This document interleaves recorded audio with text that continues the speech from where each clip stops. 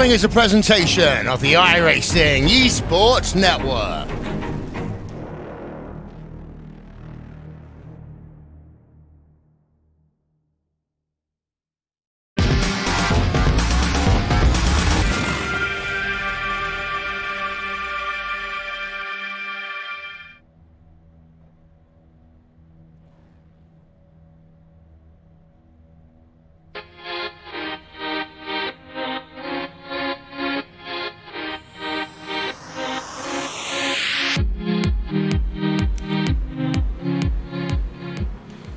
Good afternoon, ladies and gentlemen, and welcome to the season opener of the Major Series here live on RaceSpotTV, streaming live on the iRacing Esports Network.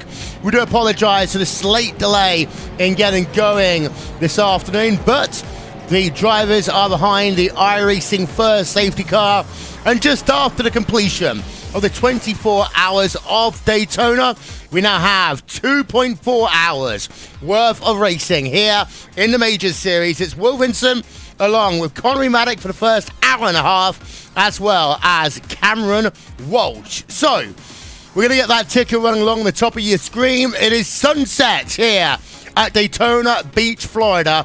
The drivers are almost ready to go racing. As we just have a look now, the pace car going to dance itself off towards pit road. We are ready to go racing. So welcome to the Major Series 2019 as the sun sets behind the grandstand. 2 hours and 24 minutes worth of racing is about to begin. There is a look at your prototype division just heading themselves through the first section on track, and now we can go back and see your GTE field doing exactly the same, followed very quickly by your GT3 field. And first of all, good afternoon, Cam. We're back again at Daytona, and the sun is setting behind the skies. Yes, it is, and well, we just completed the 24 hours of Daytona. I wasn't there for the finish. It turns out I was unconscious. But no, we've got another great run here. Unfortunately, I have to do a slight apology. Oh, we got troubles. Sorry, we just saw a Heisenfeld car having troubles very early on. So we're going to try and get ourselves a quick replay of that one. It was down in the middle part of your pack. It was in prototype. So let's have a look then from our aerial coverage as he's heading down onto the banking for the first time. And there we are. The Heisenfeld car just turned around. And, well, early casualty, shall we say, in this one as we now go on board with the Heisenfeld car. It is Andre Rajkovic there as well. That's our first victim of this one, Connery. Yeah, exactly. Early issues for Andre now, and it drops him all the way to the back of that Daytona prototype field. Not far off the back, though, as he's able to recover quite quickly and get back up to pace, but it's still going to be a race from behind from here on out for the driver of the 99. From what I can see in some of the other fields as well, they've gotten themselves started relatively clean in this one for the first race of this year's Major Series. Yeah, let's go to the front of your field because one lap scored complete. 2 wide, 2 deep, Cam. This is what we expect in the opening hour at least because of just how potent that draft is.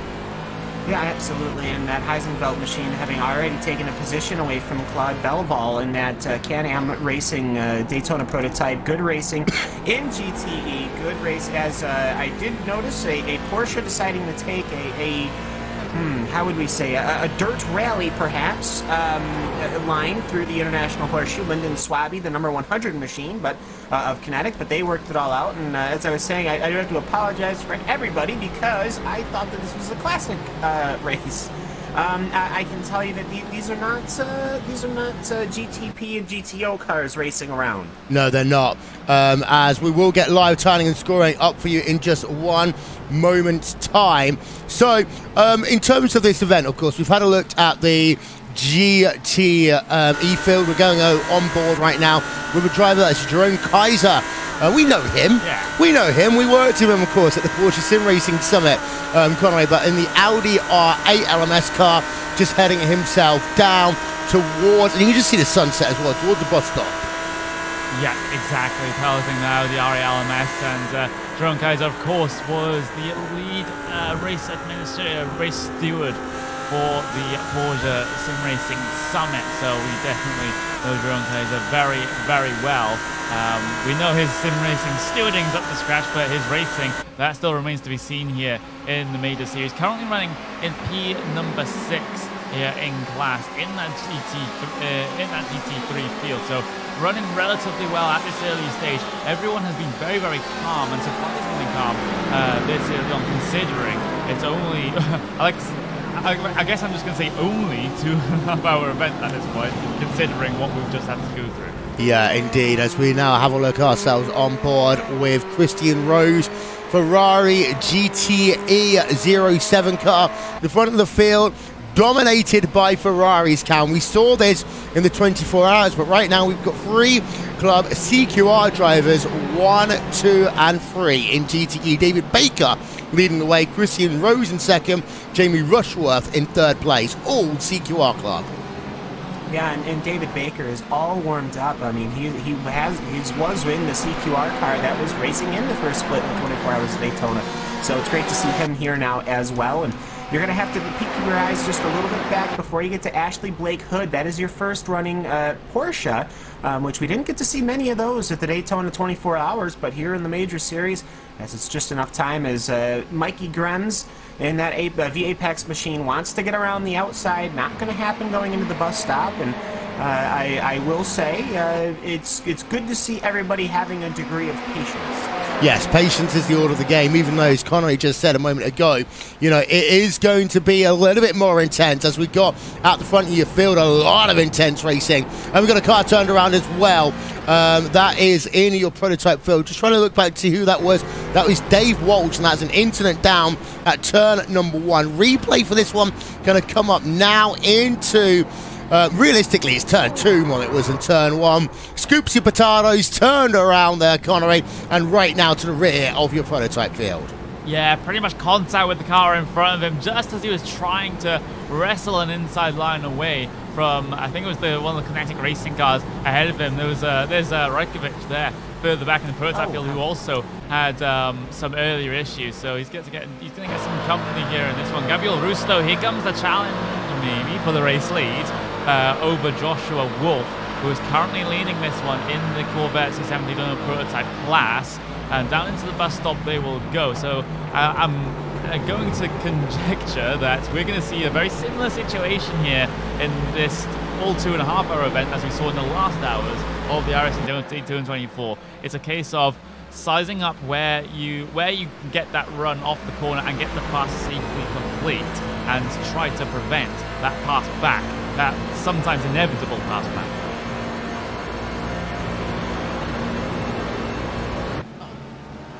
On the outside, look for pushing.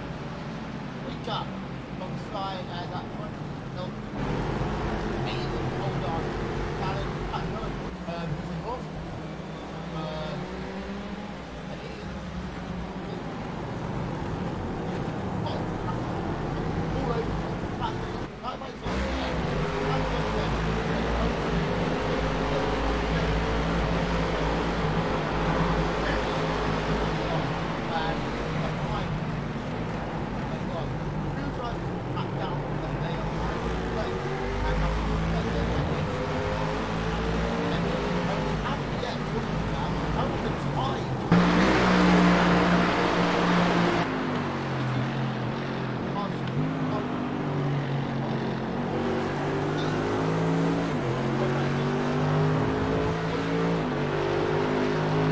Yeah, absolutely, and it's so easy to think, oh, GTE, GT3, it's supposed to be such a massive gap. Well, maybe not here at Daytona. The GTE machines they really have a lot more legs, as it were, in the corners. They're able to pull ahead. They're able to get more speed through the corners, better exits. Whereas it is one of those situations where the GT3 machines, they have pretty much the same engines that are pulling them along. You've got these high banks of Daytona that equalizes all these machines, and that means that that's why we didn't see a lot of Porsches, simply because the Porsches were actually in some instances losing distance to your GT3 machines down the stretch. And Joshua Wolf again up front is still defending over Gabriel Roos. What I don't think we did see was that it was Gabriel Roos and Matthias Magnussen of Kinetic. They were 1 and 3, with Joshua Wolf as he now runs a little wide on the exit of International Horseshoe 1, where Wolf went to the inside going through the bus stop. That caused Roos to hit his brakes, and Matthias Magnussen, who was running 4th at the time, had to basically spin himself out, which has put him to the back of the field. So there's just so much going on right now. And also, just for even more entertainment, I suppose, for this prototype field, there's a lap car as Matthew Webb of the 73 machine is going to get swallowed up by these Daytona prototypes. We just saw a couple of things happen on track. One of them was Mike McNulty. He has actually pushed himself now all the way down to the rear of the field. Mike Galti then down and out. He had an incident down at the bus stop chicane. What we've also seen is that in terms of your GTE fielders, Gabriel Roos gets very wide, but gets a better run off of the bus stop chicane. We've seen your top 3 GTE cars, they have pulled away. So teamwork really is being the dream work right now, as Gabriel Roos just having to run the outside line as they come towards the start-finish straight. The number 48 car of Joshua Wolf continues to lead the way past the stripe. Gap was 33/1000 of a second in towards turn number 1.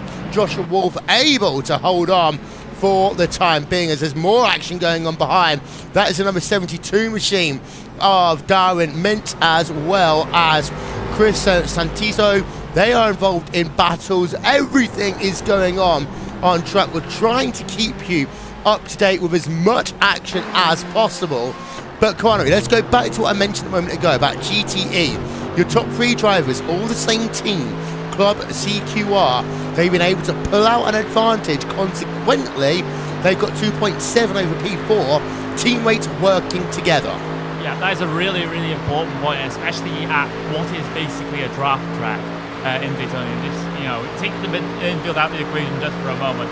This is going to be a draft fest all the way around. And if you have teammates around you to try to work with, try to slingshot past each other, then that's going to be a much faster array around the race circuit than just staying in line and then lifting out every time that you get a run on the car ahead. We are riding on board with the front runners in your GT3 field, though, as we have a GTE machine just come off of pit lane there after getting a service done, so that's going to drop them all the way to the back, as we're with Russell Clayson right now trying to chase down Christian Challoner. Of course, Challoner is one of these multi-talented drivers that is fantastic in the NASCAR Peak Anti Series. Also is very, very good at wheeling some of these GT cars around the circuit as well.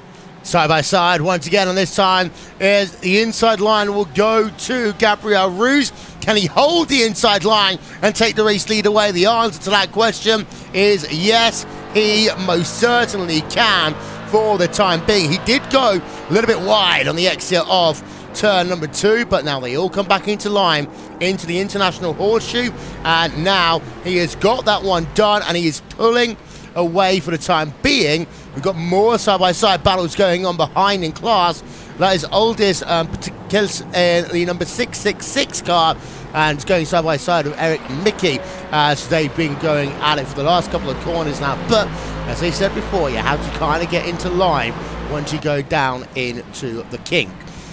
Talked about the issue of the top 3 drivers pulling away. Well, actually, Jamie Rushworth has fallen a little bit back from your leading duo now, Cam and Class.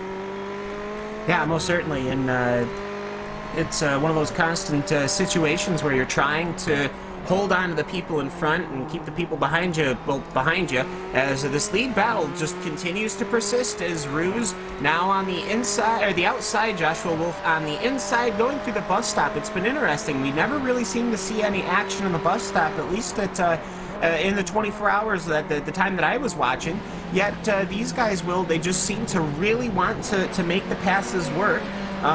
through the bus stop here as this lead battle it doesn't seem to want to go away as Ruse now counters again on the outside. Yeah, and this is the battle going past the start-finish line once again. This is going to be completion now of lap number 8. We are scheduled to do about 88 laps. That will probably come down with the pit stops to about 86 laps because of the amount of fuel that these drivers need to take. But side by side, and Wolf goes back to the overall race lead. Your top 5 drivers are in this train. And wow, that's a big moment there for Josh Wolf. That is second place lost as well. That could have been your top 5 almost eliminated, Connery. Replay coming up. Yeah, that had the potential to be an absolutely huge pileup involving all of your overall race leaders. You can see Roos on the outside, Wolf on the inside. Wolf able to get the run off the corner to secure the position, but too much curb coming onto the exit of the S's and then down in towards the International Horseshoe. Car just broke away right in the middle of the circuit. A little bit of a dooring with the Gabriel Roos though, but he manages importantly to keep it pointed in the right direction and able to file back in line, albeit in P number 3. Yeah, and there was a tiny bit of contact right there between first and second place. Car turned around. Richard McClure is out. Let's zoom in. Sorry, he's not out. He's lost it in the V Apex machine. Let's get ourselves a second look at this one, Cam.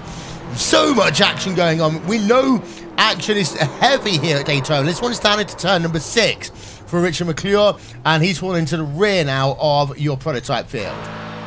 Yeah, very unfortunate there. That's going to slide him right on down, and you lose that draft. It's very not fun, as something is up with Joshua Wolf's machine. He went well to the very high side, riding up against the wall, and he has lost basically all of those positions that he was running with. So he has lost a 3rd position and 4th position, and maybe Joshua Wolf has said, you know what, if I'm not going to be able to fight for the lead, maybe I'm just going to sit back here and save fuel with more of a pit stop idea, which I guess is understandable, but it's only going to be a matter of time before we start getting to that GTE field, as it looks to me like the prototypes are rapidly approaching them, as the last GT3 cars are in the horseshoe number 2, just as the prototypes are entering. Yeah, apologies, ladies and gentlemen. We did have RaceSpotTV live timing and scoring running, but just on the wrong address. You can check it out now, RaceSpot.tv/timing. Keep up to date with your favourite drivers across all 3 of the classes throughout the course of this motor race. It is worth noting that Gabriel Roos has pulled out a 1.7 second advantage. The draft at this point is no longer powerful. So Roos 2 more laps like this and he might be able to pull away, but he still needs to have a very good run over the next couple of laps. Let's go and check in terms of your GT3 field, and let's go on board with the driver of the number 25 Mercedes AMG GT3.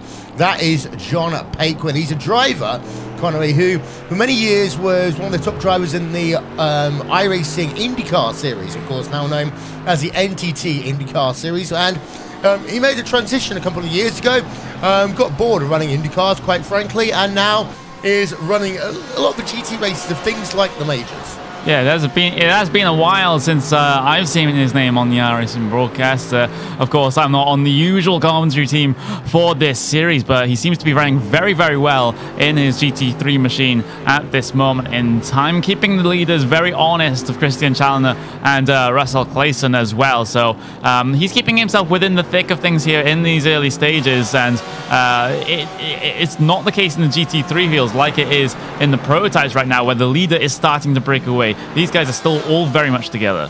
Yeah, and you've got your top 2 drivers, they are still line astern in terms of GTE. They are, however, teammates. Ferrari seem to be ruling the roost here, and we are racing into the sunset, into dusk, and then into the night here in this 2-hour and 24-minute race. And what that means, Cam, is this track is going to change. It's going to get cooler, and what that essentially will mean is that you are going to be in a situation where you change things around. Hold up here. It's already cool because we're here. Well, yes, true. It's kind of getting to night time. It's going to get colder. It's going to get colder because it's so cool because we're already all here. That's, you know, there's a slight difference, okay? Yeah, that's all I'm... Yeah, no, it's like being in Finland in the daytime going to being in Finland at night. It's just going to get colder. Yes, yeah. or if up here, because it's snowed like 8 inches in the last day. So the track temperature expected, it should the track temperature should drop down to maybe in the high 60s, whereas the air temperature will pretty much match the track temperature, mostly because without a giant heat lamp in the sun warming it up, it's just going to be based on what's in the air. So that's what's going to be interesting. It'll be fun, really, and it'll be great to see the sunset. I was able to see the sunrise with Tobias. Hi, RaceSpotTV. As we were able to watch the sunrise. That was wonderful. Now we get to watch the sunset. Yeah, indeed. Just to give you the update, by the way, I talked a moment ago, Gabriel Roos needing to get the advantage. He was able to do so through some traffic. Gap was up to 3.5. It's come down to 2.7 seconds currently. But the good news for him is he's got a lot of this traffic on the banking, where it's far easier for these Corvette C7 Daytona prototypes to really make the move. Yeah, the only problem that Gabriel Roos might have is that in the last stages of the race, when we come towards those sets of stops for the Daytona prototype field, is that he doesn't have the opportunity to feel safe behind anyone at this point. Everyone in the leading train behind him, apart from the car right at the front, is going to have that opportunity. So expect, especially when this first set of stops get done, some of those cars that were further back in the train for P2 actually get up and with Gabriel Roos. It's worth noting, we've got 2 David Bakers on the field today, Conway. We've got David E. Baker, who is leading the way in your GTE field, and David H. Baker, who is running in 8th place in our GT3 field. So, David H. Baker, and the number 33 car, we just turned our attention over to him because he was battling it out with Jerome Kaiser a moment ago towards turn number 1. He remains in 8th place. Yeah, he does, and well, half a second behind his competitor right now. It is a battle of the manufacturers, the Audi trying to defend from the Mercedes AMG. And when we talk about the AMG, we had a good insight in the interviews for the Daytona 24 Hours that some teams really do prefer the security and the stability of the AMG Mercedes as opposed to sometimes the sketchy moments of the Ferrari, for example. That is more of a car that you can really just nail off the corner, and you can feel the car dance under you. The Mercedes isn't like that at all. It's solid as a rock. Yeah, the Ferrari, I mean, they call it the prancing horse for a reason, Cam, and sometimes it acts like a horse being bolted out of the stables because it can be aggressive as a car to drive. Talking about a couple of drivers in your GTE field, we've got ourselves a Ferrari and a Porsche going side by side, and that is Riley Thompson in the Ferrari, Lyndon Swabby in the Porsche. They were going through turn number 1, turn number 2 side by side, but Lyndon Swabby is now back into P5. Yeah, and managed to actually pull quite a gap from that over Valverde as Riley Thompson in that TDR machine is able to get on just a hair. Now, it's been good to see these Porsches here in the field. Surprisingly, not seeing any of the Fords, which makes my heart leap. But you know what? I'll enjoy these Porsches. I will say it's understandable that a lot of people went with a Ferrari. I personally like it. I drive it over the Ford, as much as I hate to say that, simply because the Ferrari seems more like a souped-up GT3 machine rather than the Ford, which seems more like a prototype machine. But it seems to me that everyone is just trying to get themselves spaced out. I haven't seen anything really crazy since that first the first runs outside of our leading Daytona prototype field, and that's been good to see as the Daytona prototype field is working through GT traffic. Looking on board with the driver of Mikey Grems in the Ferrari 488 number 453 car. We are just past 20-minute distance, and what it will be worth doing is just taking a moment, running through your top 8 in each of your classes. Of course, we do apologize again. We had a couple of issues which meant that we couldn't go to air as early as we had wished today. As give you an update that Ferrari and Mikey Grems gets past Shane Norton, moving up into 7th place in class. Let's start off with, well, this looks like we're going in backwards order. Let's start off with the GT3 field. You've got ourselves Christian Challoner leading the way, Russell Clayton second, John Paquin in third. These top 3 drivers are all running in the same 1 second bracket as each other. Clifton Naranjo in 4th place, David Van Broek in 5th place, Marcus Niskanen in 6th, Jerome Kaiser 7th, and David Baker rounding out your top 8. Connor, as it stands right now, you've still got your top 3 running almost nose to tail in that class, but no one really wanting to make the move, more maybe focused about doing some fuel saving. Yeah, that's just what you're seeing out there on circuit right now. It's the early part of the stint, it's the start of the race, so we get to talk about not taking any risks right now. Those will have to come for later. This is just settling into your rhythm and finding your feet in terms of how the race is going right now. And you know, in this leading trio, it's you know, you got to resist the temptation of an open door to dive yourself down into, which is one of the hardest things as a racing driver. So anytime they're being patient like this, I actually see that as a benefit to their driving rather than them being scared. Gabriel Ruse is leading the way in the prototype field by 1.7 seconds over Joshua Wolf. It's worth noting that the gap between Ruse and Wolf has come down by 1.5 seconds over the last 3 laps. So this one is far from over. In fact, Wolf is pretty much now back in draft range, so this will make life more of a challenge for Gabriel Ruse.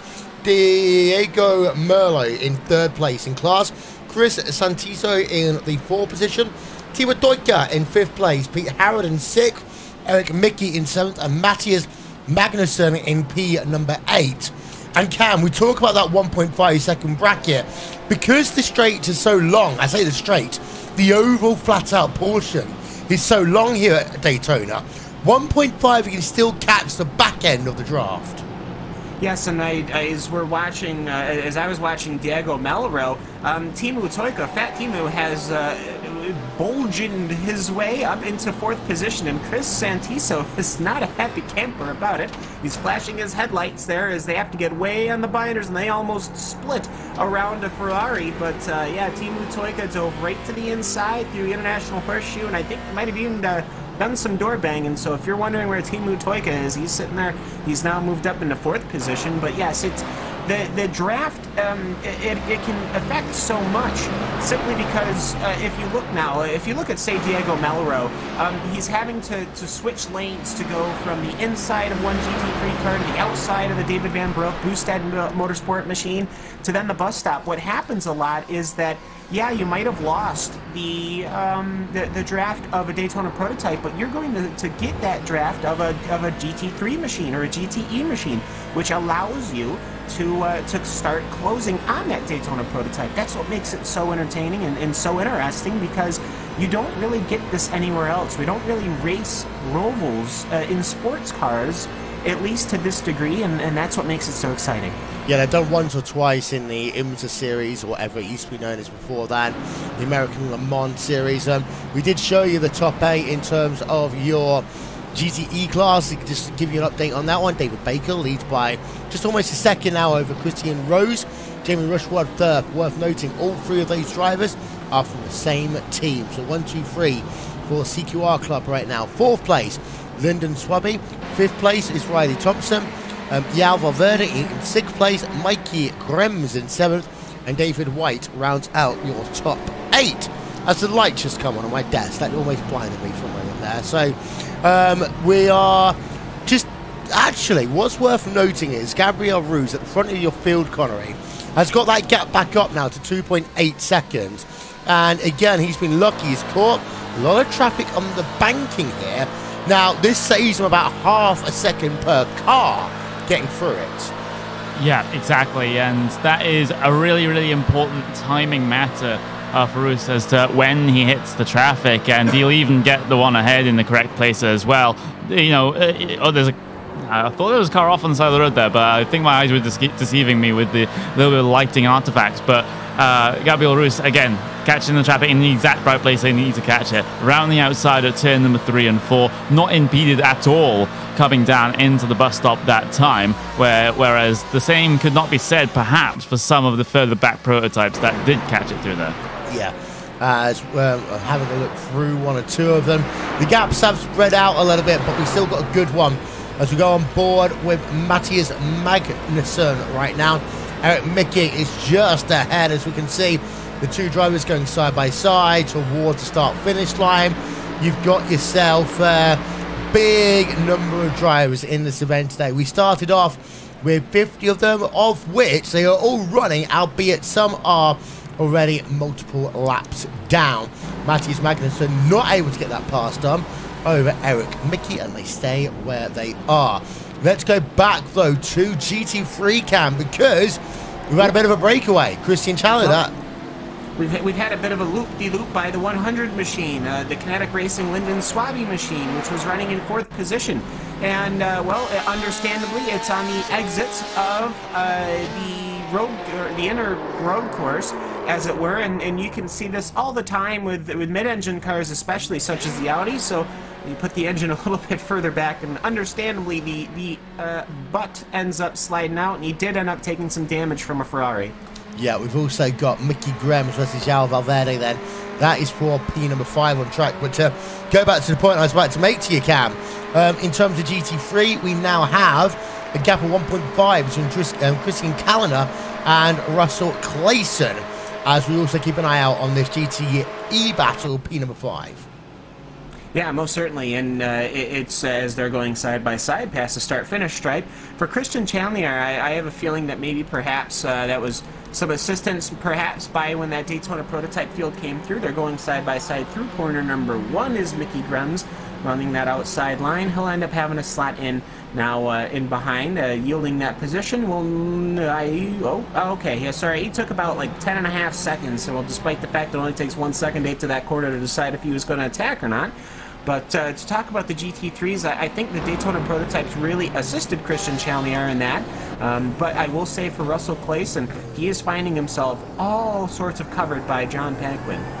He is, as we're on board of Paquin right now, number 25, Mercedes-AMG GT3 car, heading through the kink now, the left-hander, whilst also being passed by some prototype traffic right now.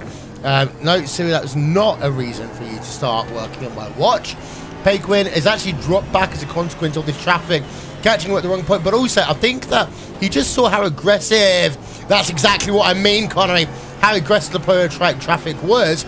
I was thinking, yeah, I'm getting out of this for a minute. Yeah, they're struggling to get their way by on what I believe is one of the GTE machines there, one of the Porsches, and Clayson has just had a, caused a good amount of trouble for one of the prototypes trying to make their way through. Paquin not really able to be close enough to try to capitalize on something like that. He was just waiting there and just biding his time as well, not wanting to also get similarly impeded by the prototype as it made its way through.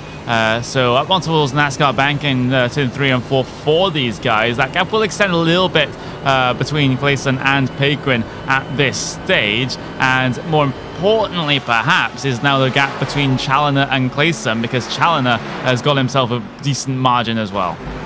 Let's have a look on board with Timo Toyka right now. He's in 3rd place. You can see that sun is almost now completely gone behind the grandstand. Timo Toyka, number 46 machine, Team Bushfink Racing, Joshua Wolf in the number 48 car cannon. I mean, now the lights are on the track and the sun's disappeared, it actually becomes easier for these drivers to navigate than it was about 20 minutes ago, because that sun was actually creating a bit of distraction for some of these drivers.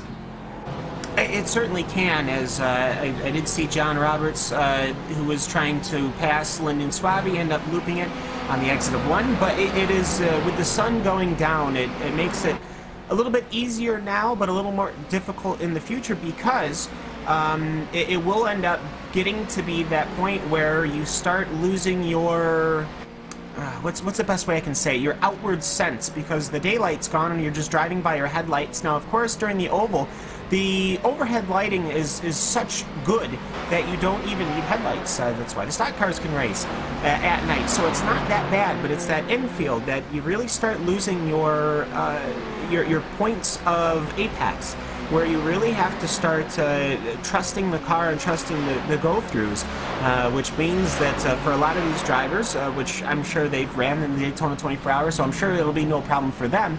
But what it does mean that can happen is a little bit of miscalculation could certainly be magnified simply because it is being dark, rather than if you was in the daylight, you would be able to perhaps save it easier. Yeah, there's all the differences between a 3.4-hour race and a 24-hour race, except for the time. We don't be that pedantic. Is oh, we got a car turn around. That is Russell Clayson, and John Papin almost got hit. He did get side-doored by exactly the same car. Russell Clayson, big incident, Connery. Let's have a look and talk us through it. This is one of your front runners, your second place runner in GT3, gets sent into the wall by one of the prototypes there. That is a major, major incident for Clayson down towards timber number 1. We'll get another look at it on board with Clayson, and he's actually P number 1 at this point. Well, even though he did manage to get himself past Jussi and Chandler, but that just as he takes the correct track entry point for turn number 1, all of a sudden a prototype is in his space and he goes for a massive incident down the front straight. Yeah, that's a number 91 prototype, and I'm trying to figure out. Diego Melro? Yeah, maybe 941. No, not the 941. There is a 91 car here somewhere. Big Diego Melro. Let's get another look then on board with him. This is the point of impact, and we're going to have one more look. I mean, I'm not going to lie to you, actually, Connery.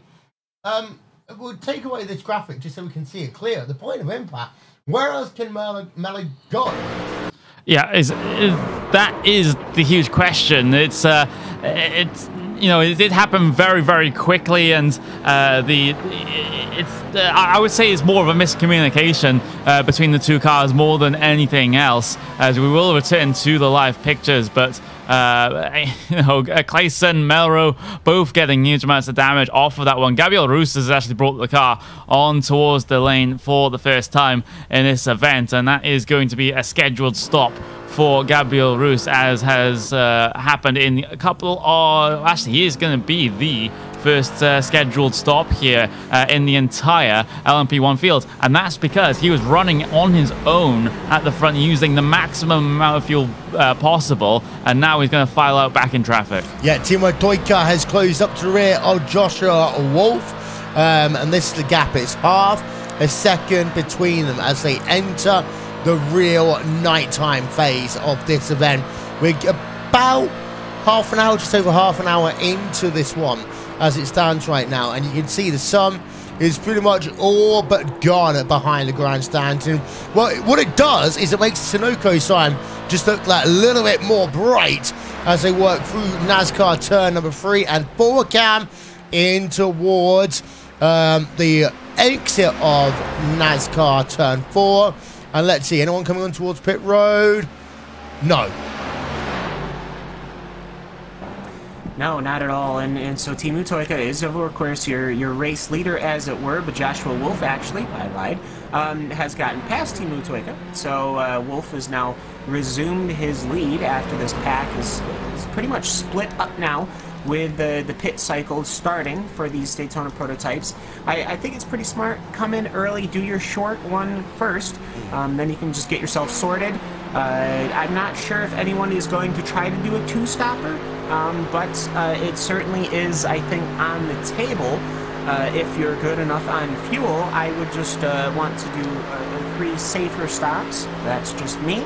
But for right now, the lead is getting pretty secured right now between Joshua Wolf and Timo Toika, but I was going to say, outside, elsewhere in Daytona Prototype, I've been noticing that the elbows, as it were, are starting to come out, perhaps a bit of aggression between the cars. I did see Darwin Mance take a nice little bite out of the end of the rear of that Diego Melro car. That was the car that was involved in that incident with the Mercedes. As right now we're on board with the David Baker. Actually, we aren't anymore. We're not. Yeah, there he is. So, we were able to watch him cut through, and you're able to actually see it's going to get a lot darker, Will, as I'm not sure. Were you able to take us through into the sunset, or was that a different shift? No, we weren't even there for the sunrise. We basically got bright daylight, did Connery and I. Ah, you got the classic. You got the classic endurance experience. Yeah, so we had our entire 6 hours in the daylight. We did see, and we did have a start-finish cam as we saw the drivers head into the darkness. It was on Facebook Live. I wasn't actually there for the stream. I was actually in IKEA, which is why when the stream went off for 20-30 minutes, it wasn't really easy for me to turn it back on, Connery. No, it wasn't. No one home in that case, as Timu Toika having to deal with one of the many CQR Club cars at the front of that GTE field, and around the outside he'll have to continue at the second horseshoe and still have to try to fight with the GTE car for it. So that's Team Bushing Racing car getting themselves through. Has lost a little bit of time to Joshua Wolf here. 6.5 tenths of a second is the gap that Toika is having to deal with right now. And Cam brought up a point earlier about Gabriel Roos actually getting the short stop done early, and no one else, interestingly enough, has actually gone for that strategy. I think because everyone else is in some sort of prototype train right now, is that they'll prefer to fuel save rather than run on their own if they come down early. You said hold on, Cam. What was your hold on? I'm pretty sure a couple years ago, you had to have the camera up whilst I was doing solo update commentary thing. Were you also at an IKEA? No, I was in bed. Oh, you were in bed. Weren't you at a... Maybe it was a bar. I think maybe you were out. Because I remember you were out. But either way, I think you also restarted the stream whilst you were out. But, you know, things are easy to do now, though, right? Yeah. So, I'm sure... I'm surprised IKEA didn't have some kind of cheap but buildable thing to help you with the broadcast. They did.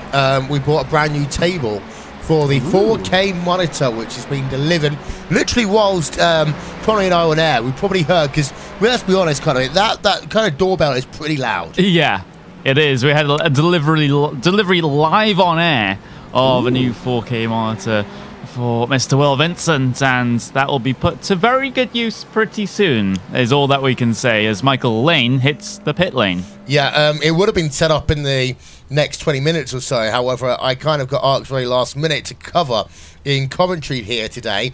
So, unfortunately, 4K magic will not happen until tomorrow. Michael Lane, though, making his service. This should be about a middle service. He hasn't got any damage to the race car. That car, remember we had the car in the 24-hour race, which had the kind of test livery on it. Michael Lane's car is a bit similar in that you can't really see if there's any damage or not. Yeah, it's really impossible to tell. I mean, it looks like it's been damaged already with the design on that one. I don't know if that's a roast on the actual design livery of the car, or I don't know what is going on there. But Michael Lane will finally exit the pit. I'm going to be done with the puns on his name right now, as he'll exit out in 15th place right now. So yeah, another early stop here for the prototype field. Everyone, well, most of everyone, the majority of runners in your prototype field still have yet to visit the lane, and it's just a case now of where will Gabriel Roos file out when they do decide to come down. Let's go back and have a look at GTE for a moment, shall we, Cam? Because David E. Baker is leading the way.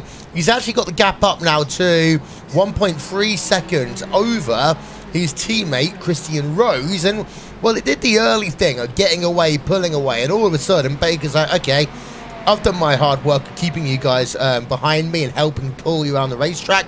I'm actually just going to go and turn some laps and pull out my own advantage now. Well, it probably sounded a lot more like, you know, oh, well, we've got my gap, I might as well pull away now.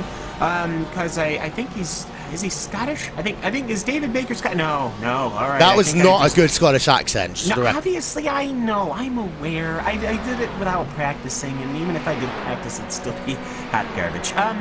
But is he, I think he's either an Irishman or he's Wales or something. I don't remember, but yeah, we always end up talking to David Baker because the CQR team tends to do fairly well here in the Majors series. And of course, talking about the Major Series in a broader scope, if you're unfamiliar with the Major Series, there are 4 races on the docket for today in all sorts of different regions. This is probably the largest iRacing league in active service, I would suggest. Because you've got 4 full regions. You've got a U.S. region, an Asian region, Asian-Australian region, and the European region, etc., etc. And that means that there are that everybody is able to race their time slots. And the series as a whole will go to many different tracks every couple of weeks. And all sorts of different disciplines will, and that's kind of the big thing. Yes, we're seeing this race, the 2.4 of Daytona, which is obviously after the 24 hours of Daytona, but then we are going to be doing races like we're going to be doing a couple of hours in the GTP and GTO cars at Sebring. That's going to be fun. You've got the Copper Classic, I'm sure that will be coming back, which is Silver Crown. You've got dirt racing, dirt rally racing, perhaps. And it really is exciting. Oval racing, and all of these drivers put themselves to the ultimate test, which is the Major Series, simply because there is so many things that you have to do, and really that makes what makes the Major Series fun. Yeah, and also it's run by the same guy, Mike Oletz, who's in charge of looking after the World Cup of iRacing as well. So shout out to Mike for a lot of the big work he does in terms of supporting the iRacing community. Just noticing here on lap number 27 for prototypes, that means that their fuel tank is getting towards the empty phase. We expect to see pit party very soon. Very soon indeed, and yeah, 50-minute fuel tank usually in these Daytona prototypes, and you can see most of everyone in the train that we were just watching angling themselves on the lane, and even the GT car that was ahead of this one decided to come down in as well. So everyone for P number 1, P2, P3 right now is on the lane. We'll have to wait for Pete Harrod, Magnussen, Mika Melro to see if they decide to head their way in. We've actually had Pete Harrod stay out at least one more lap here, but the rest of almost everyone behind him has decided to come down in now, as Melro actually stay out. Yep, so we will hopefully get a graphic up on the left-hand side of your screen once people come out of pit road in a couple of moments' time. We've been looking on board with Timo Doika. Is he going to get the jump? The answer is going to be he does! That is so close. Toika manages to beat the car off of pit lane. Absolutely fantastic stuff. Nothing Joshua Wolf could have done about that. Just having a little bit of a look at the stop times, actually, because Toika and Wolf were, at least on our graphics, identical in their stop line. But the thing is, Toika is faster on the lane. Yeah, he gained 6 tenths per second. And Cam, a track like Daytona, in these cars, because it's not like trying to stop a NASCAR. These things have real brakes, so actually getting down to pit road speed isn't that hard, but there's still time to be gained and lost. Toika wins the first battle of the day. The thing for him now is he needs to pull out a big gap. He's got 8 tenths per second, so Wolf should probably still close him in this lap. Timo Toika with the race lead, needing to charge. Yes, and I'm joined now by RaceSpot Dog sitting on my lap. Zoe, don't lick the keyboard, that's illegal. It's one of those situations where a lot of endurance drivers, they see this wide open pit lane entry. It's not like the exit where you have to swiggle and swaggle yourself around to get to the track. You basically just have it's almost too easy, as it were. You just have a wide open space, so it's really hard to find your bite point, as it were, and that's where Timi was able to get that gain, and here comes Joshua Wolf. Wolf is now in that torque-free car on the outside line, trying to go around Team Bushfink Racing as they go past the start-finish line here, and there's a GTE in front, a Porsche, and he will go to the inside, and they'll get themselves by. Yeah, I want to have a look again at Timo Doika. This is going to get a better angle as he comes towards the start-finish line, and that's not going to help. When you just see, he's in the left-hand lane, the lane opens for him, but he actually gets off the gas there, and just allows Joshua Wolf to go through.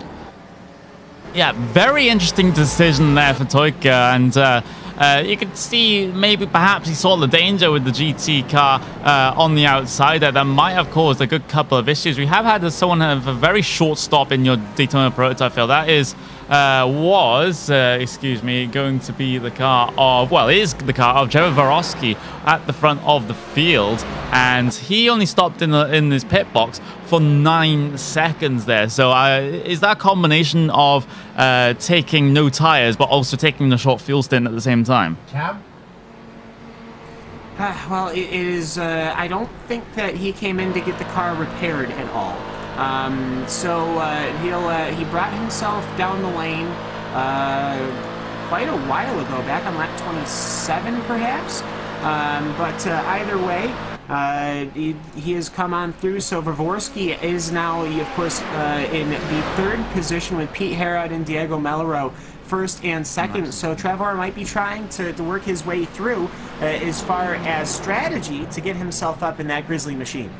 Yep, so just having a look through, and Trevor Vravorsky, we've got confirmation now, Connery, that he actually stopped 17 laps ago. There's a lot of traffic. Gabriel Roos right behind. These were the first 2 drivers to pit, and as a consequence of that, they are now at the front of the field. However, Josh Wolf is 6.7 seconds back. Now, there's a lot of traffic for these 2 drivers, and you can do the different option of taking your short stint first, but what it means is at the end of the race, when everyone's doing a fresh set of tyres and a short stint, you're the one lugging around a full tank of fuel.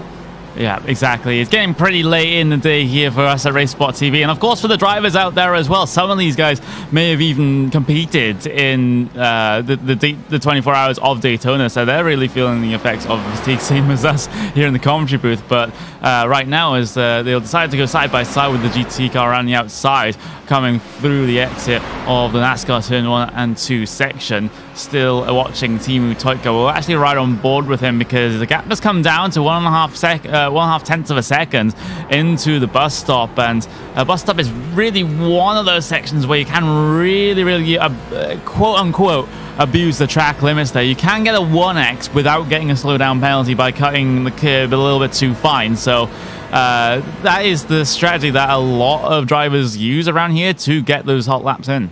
Yeah.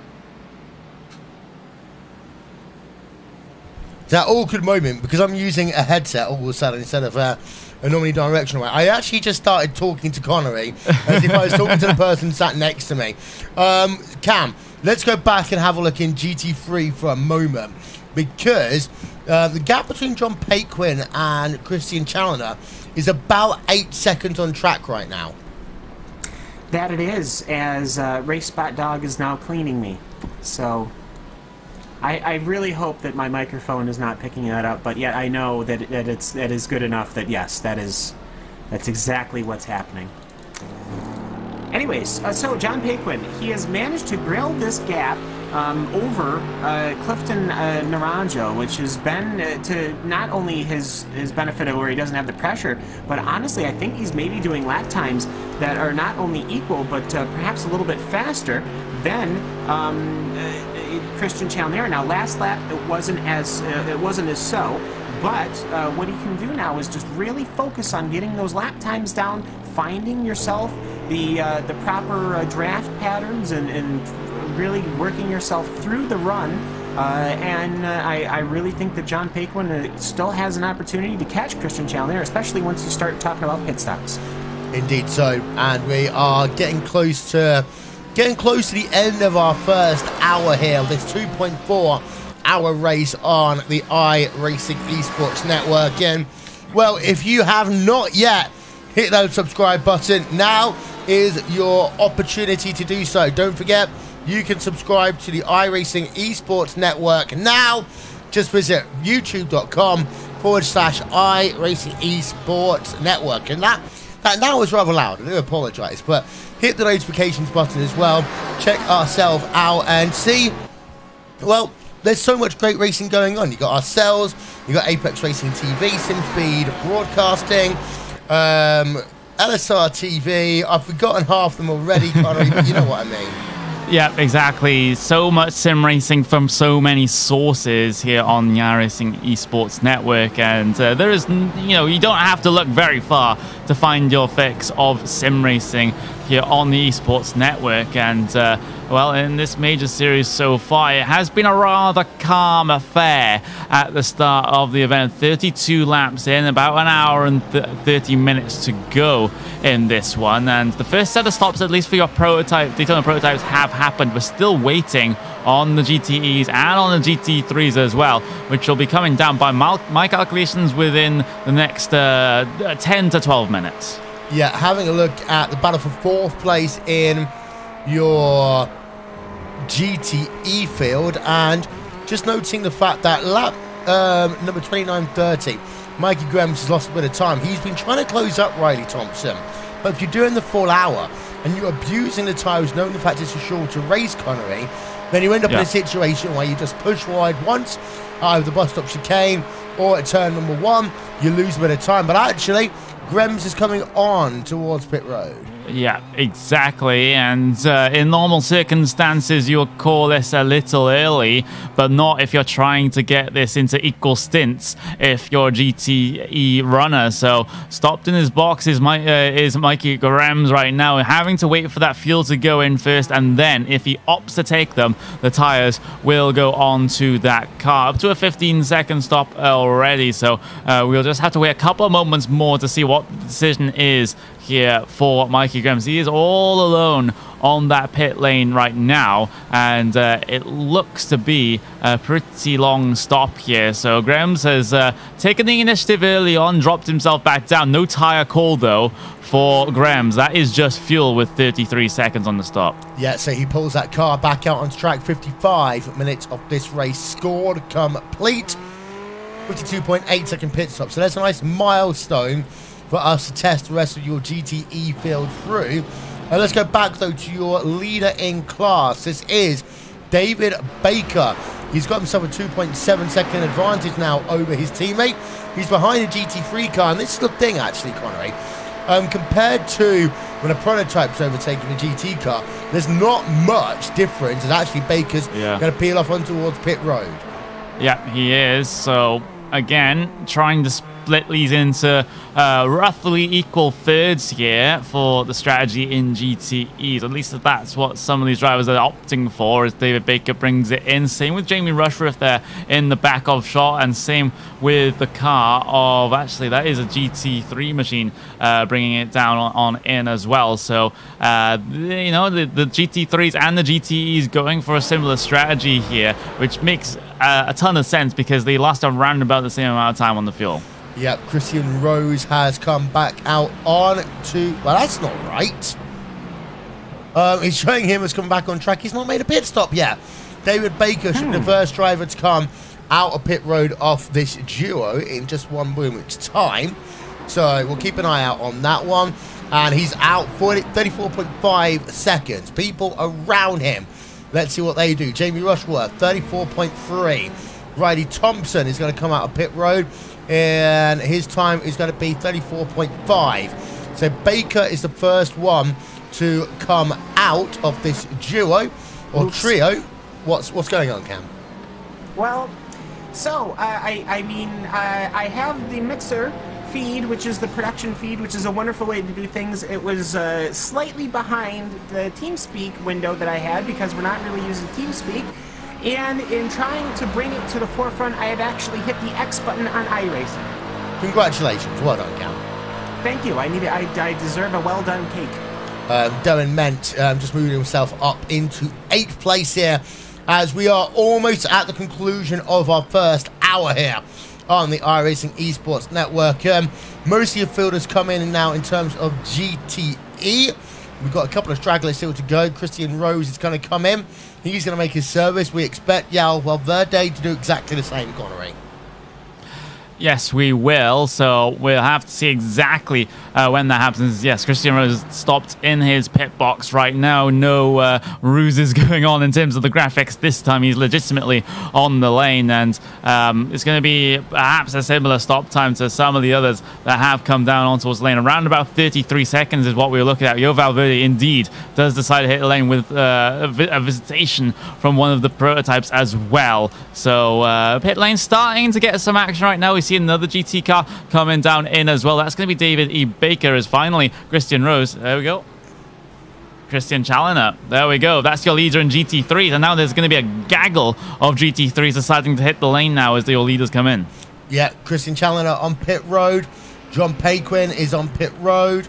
We have Clifton Najrando on pit road as well. So everyone in GT3 is coming in now, Cam. Yeah, most definitely, and I mean it makes sense. These cars are balanced specifically for this. We're watching the pit stop with Christian Challoner. Now you'll notice that the C7 Daytona prototypes are much faster in the pit lane. These cars have to be done separately. Fuel, tires, and endurance racing drivers. As I always love this particular shot. You can see the cars on the banking going by at full speed, and one car apparently. That's the opposite direct. That is not okay. Whatever, that's fine. And I think he just disqualified himself. So, anyways, irrelevant to that, it's yeah, Enrico Lionheart. Apparently, it was going. Where's my pit stop? Where's the pit box? Where's the pit box? This isn't. None of these are my pit box. This is. Oh no, actually, 76 is his pit box right there. So I'm not sure what happened. Yeah, it was actually someone else. Yeah, we'll try and find out who it is. It's one of those drivers. Worth noting that we have John Paquin out on track. David Baker has retired from the event. David H. Baker's retired. So he's had an incident. I'm trying to work out exactly what's going on. I think Paquin has got the jump.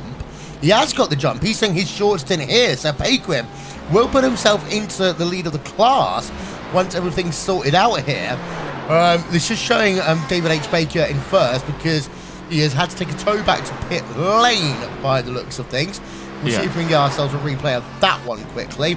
But David Baker is out of this event. So let's try and see whether we can get a look now at David Baker and stop looking at this beautiful Ferris wheel that goes on at Daytona Beach. We had one in Birmingham for the Christmas market. I'll tell you one thing, you get sick and tired of the sight of it after a couple of days. Was it Baker who disqualified himself? I think it was actually, Cam. That would put 2 and 2 together, but which would be really surprising because I feel like David would know to not do that. So we're watching the replay right now, coming on up on the scene, and that's exactly what has happened. David, what you do? He should know better than that, especially with being a Grizzly driver. That's a Pacific Northwest team. Yeah, so that's a big loss. David Baker out of the event. That's David H. Baker. So we are now just down to one David Baker who's classified in this event. But there's confirmation, by the way. John Paquin is now your leader in the GT3 class. Well, he's doing the short stint early, getting that one out of the way, Conway, as you kind of alluded to, the option that some of these drivers can take. Yeah, exactly. His stop time was only 32.9 seconds, and that is leagues ahead of some of the other drivers that did take a full pit stop service last time, namely your leaders. You've got your Christian Challoners, David Van Broek, Marcus Niskanen as well. Niskanen, sorry, and so those guys have really, you know, they're going to watch and see how this one works out for John Paquin here, because it looks like John Kaiser has actually gone for the exact same strategy here. So both those cars that have taken the short stops here early on, both P1 and P number 2 in GT3 as it stands. Yeah, showing the top 8 of each of your classes. Prototype, it's Gabriel Ruse from Joshua Wolf by 7 seconds right now, but it's worth noting that Gabriel Ruse is on a different strategy. He's 16 laps into his stint. Joshua Wolf et al. Are either 9 or 10 laps into their stint. Timo Deutscher third, Matthias Magnussen in 4th, Chris Santizo in 5th, Eric Mickey in 6th, Darren Mintz in 7th, and Pete Harron running out your top 8 in class. In GT3, E. Let's show you right now. It's David E. Baker leading by actually not much anymore. Christian Rose has closed that gap up to under 1 second as we see the two CQR Club cars brought back together on track. Third place is Jamie Rushworth, so it's still CQR 1, 2, 3 in class. Mikey Grem's even in the 4th position. Then you've got Riley Thompson, Yao Valverde, David White, and Ashley Blake Hood rounding out your top 8. And in GT3, it is John Paquin leading by 22 seconds over Jerome Kaiser. Both John Paquin and Jerome Kaiser have elected to do their short stop early, which is why they've leapfrogged a large part of the field. Christian Calendar is the first of the drivers who have done the quote-unquote long stop. He is currently in the 3rd position in the number 78 car. David Van Broek in 4th, Marcus Niskanen in 5th, Andy Banfield, Enrico Leondut in 7th place, and Gilles Winand in the 8th position. We are going to the 1 hour point of this race, take a quick breather, ladies and gentlemen, here live on the iRacing Esports Network, but we're going to take you RaceSpotTV side by side as we go on board with the leader in GTE. That is David E. Baker. Don't go anywhere because we will be right back.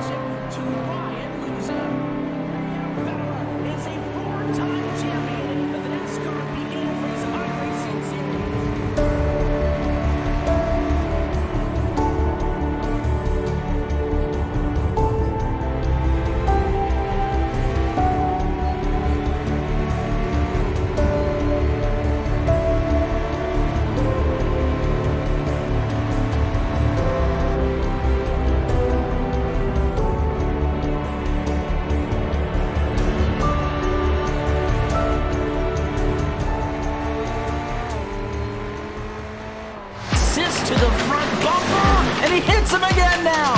Rayon Fowler into the outside wall. Gonna pass nearly 3 cars down that front straightaway, and he's gonna get them all done with. What amazing! Lead to the inside goes Logan Cloudman is gonna touch in. Pit press. Saved it. What a save! Look to the outside as Trunkgate goes off. De Jong into 2nd place. Going for the switchback. Oh, pinpoint driving. It's howling down to the inside. Trying this contact though. Slide left of the racetrack. Chris Renner drives it back down underneath, and he takes that 2nd spot right back. Joker goes to Garrett Lowe. Garrett Lowe should take victory with all that contact. He's going to try and make the move around the outside the parabolica. That's not going to work, but he's going to try and get the cut back here. Get the run out the parabolica. That's beautifully done there. Makashube, there's a little bit of door banging as well.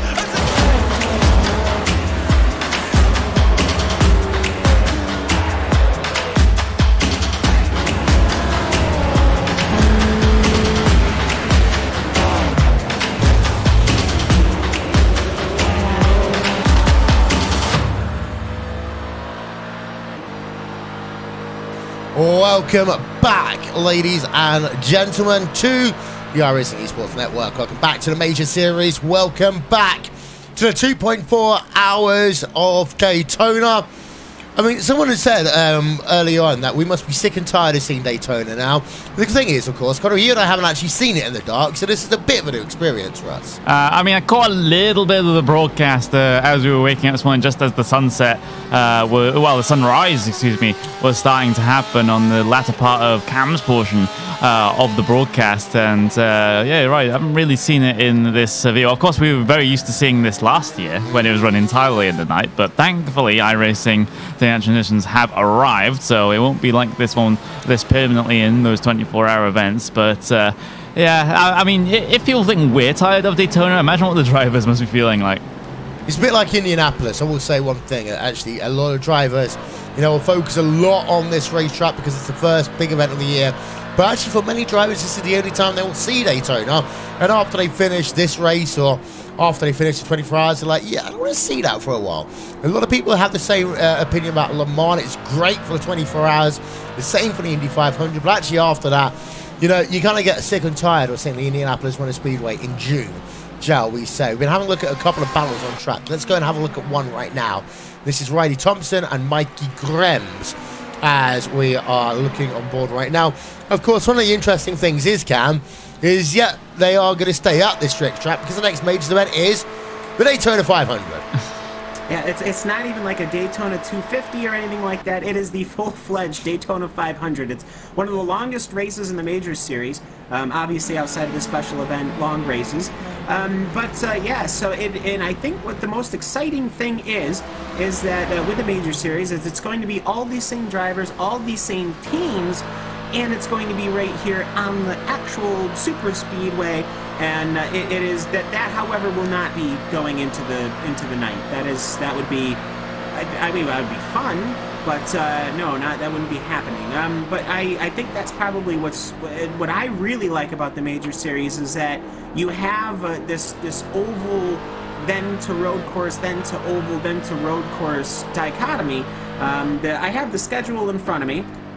And it'll be here. We will not have a Copper Classic, but however, the first odd, as you would say, combination is we're going to do the Short Track Nationals in the super late model car at Bristol. So that'll be fun. That'll be in March. But yeah, and of course they do the Indy 500 and the duels in Detroit and everything like that. Good fun.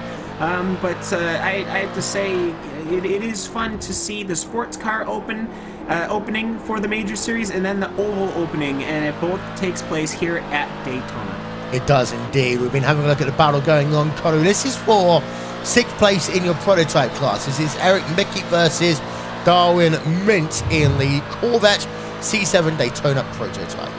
Yep, they are dealing with the traffic down towards the bus stop, which is always a sketchy concern sometimes when you're in these prototypes, because you have to time it right coming through the bus stop as to not get impeded right where it matters, which is in the middle of the bus stop, where it's very hard to change your line and very hard to react to anything slow on the apex of the corners. But the thing is, Darwin Mentz has got himself a fantastic run coming through the bus stop last time. 1/10 of a second becomes 0/10 of a second as he makes his way by on the outside. There's going to be GT traffic parked on the inside line that has to be dealt with here by Eric Mickey. So Mickey now just going to get impeded slightly, as you can see him you know, you see him instantly all the way behind right now, as he has come off absolutely the worst in that situation. He still is having to deal with the GT cars as they exit through the S's. So that is a very well planned move there from Darwin Mentz. He knew that inside line will be very, very slow in towards turn number 1. He used it to his advantage to complete the move.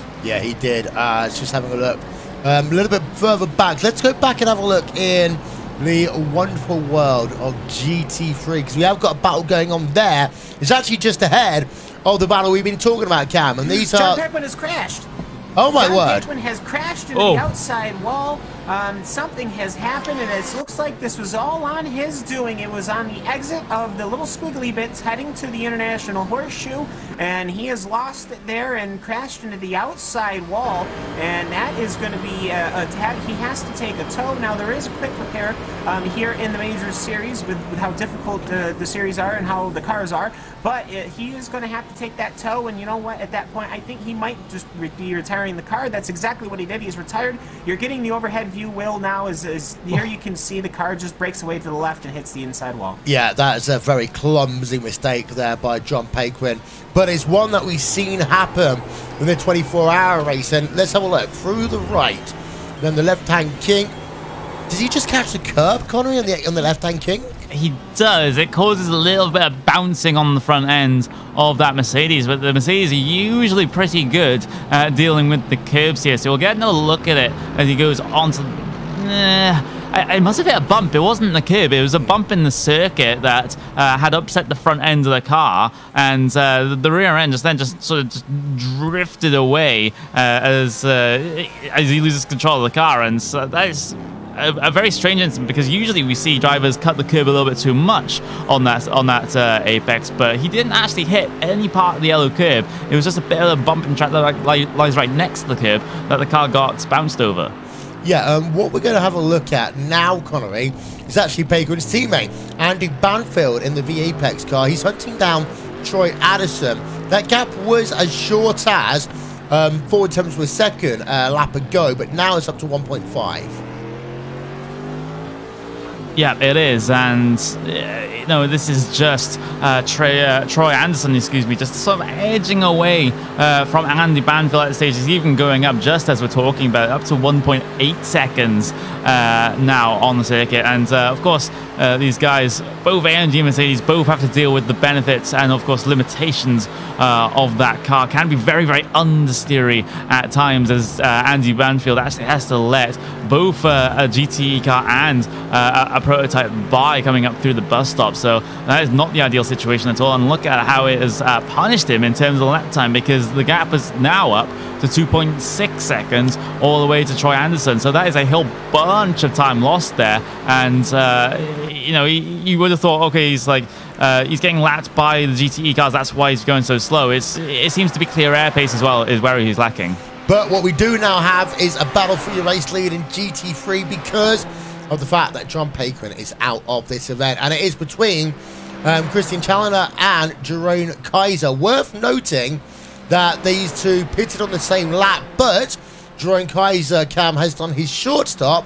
Christian Challenger has done his long stop. So Kaiser has lost position to Challenger, and now we're likely to see him drop back a bit. Yeah, and it's been impressive to see how Challenger is able to get a gap you would not expect with GT3s, with how close they're supposed to be getting through, especially when it's the Audi. We didn't really see the Audi come to much dominance in the first split of the 24-hour of Daytona, which was just ended a couple of hours ago. But it's good to see it here, as this pair of Audis are leading your GT3 field. Now, I do also want to point out there is kind of a bit of storylines, as it were, from the 2018 season. Pete Herod, that's why he has the #1 on his machine. He was the champion last year in the pro division, as it were, in the Major Series for 2018, and Team Mutoika finished in second. So only by 20 points. It was high drama. They were the only two that could really get the championship to the end, so the battle between Team Mutoika and Pete Herod will be something that can certainly be looked at over the course of the season. But in the meantime, here in the opening stages, there are all sorts of new names, all sorts of people who could really make this an interesting challenge. We're watching Shane Norton, 2 tenths behind Robert Lundgren. 2 tenths ahead of Robert Lundgren, I think you mean. That is in towards turn #1. They come, and well, Lundgren, we got the team names up. Fine. I'm going to blame Hugo, but I can't blame Hugo at the same time, because of course we've all been working flat out this weekend, and Hugo unfortunately having to be a part of what we like to call a last-minute scheduling change, getting me ready for this event. But we've got the teams up now. V-Apex Racing Group Eastern Europe, Shane Norton, and Boosted Motorsports, Robert Lundgren. Half a second separating them in GTE to a Ferrari and a Porsche. And this is where we're going to see some of the balance of performance kick in a little bit. We can see the lights being flashed Right, look at Lundgren. Oh, that's actually another car down to its inside.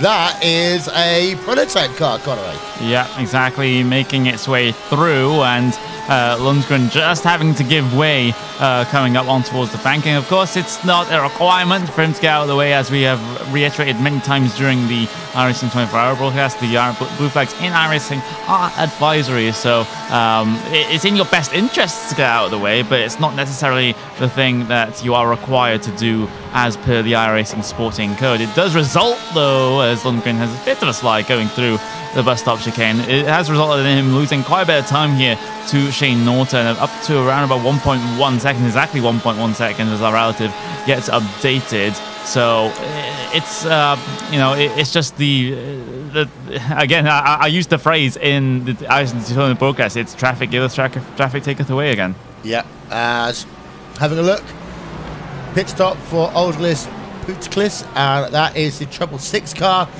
That is got to be his second pit stop of the day. Yeah, that has got to be the second pit stop of the day, because there's no way you can do an hour and almost 20 minutes of the race on a tank of fuel. So that will be the second stop. Darren Mentz versus Eric Mickey.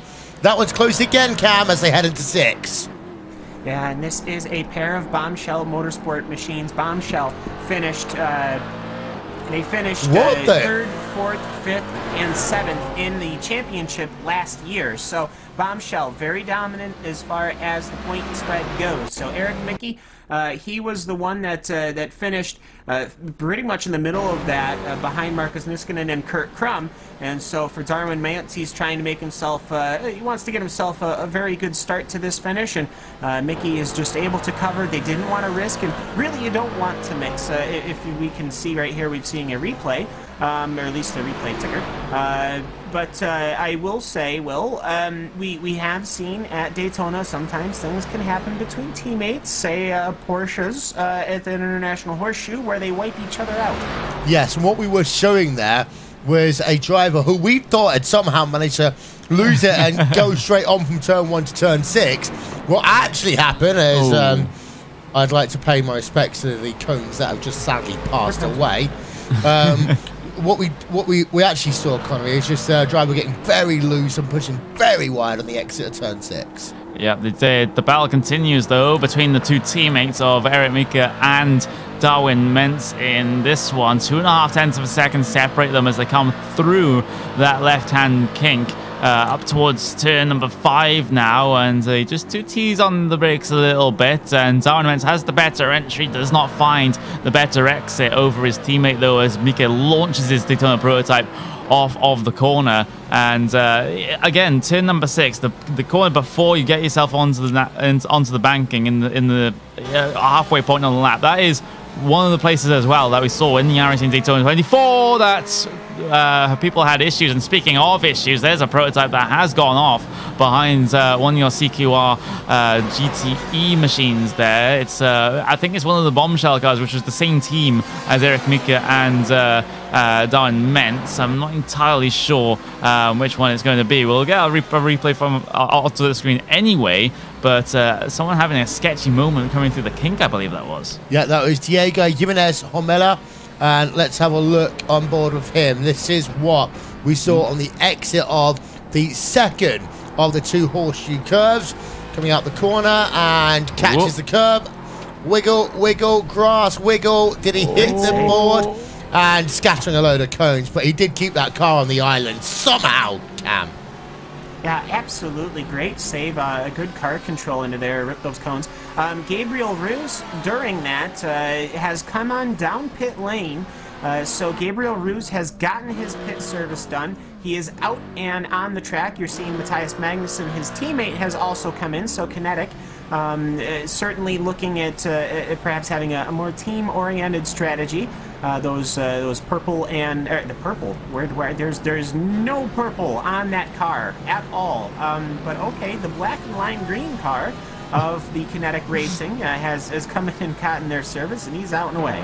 Yeah, that's not the first time we've had purple on a car. Well, purple promised on a car where they didn't have it. Was it V-Apex Group who had that? I think it was V-Apex that, well, there was some in the chat saying they maybe had purple wing mirrors, but we didn't spot them on the broadcast. No. So if you're going to call your car a certain color, then make sure that color is actually featured on your livery, please. Thank you. Yeah. Battle between a Ferrari and a Porsche right now. Ashley Blake Hood in the number 82 machine. David White in the 173 car right now as they go on to the banking. Kinetic Racing car just going around the outside of them. Of course, that's in the prototype division.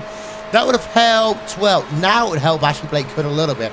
But let's ride on board for a minute here, Cameron. See as these two drivers go through the bus stop chicane. White actually gained about a tenth of a second for the apex of the bus stop, but now they're onto the banking. That gap staying around 4/10 of a second. David White not really able to make any inroads through NASCAR turn 3 and 4. No, not at all. And it's one of those situations, as it were, where you really want to start making your maneuvers. You really want to start getting yourself set up for that final pit stop, as it were, because we are at an hour and 20 minutes. We've only got 1 hour to go. That means that it's not going to be that long before these guys are going to be coming in for their final pit stop of the day. So you really kind of have to start deciding, do I want to get in front? Do I want to be behind? Do I want to save that fuel? And here comes prototype of Matthias Magnussen, whom had that spin earlier on, dropped to the very rear of your prototype field, and he's worked up to the 11th position here as he takes the kink. Now here he goes to the inside of the Ian Robson iRacing Today machine.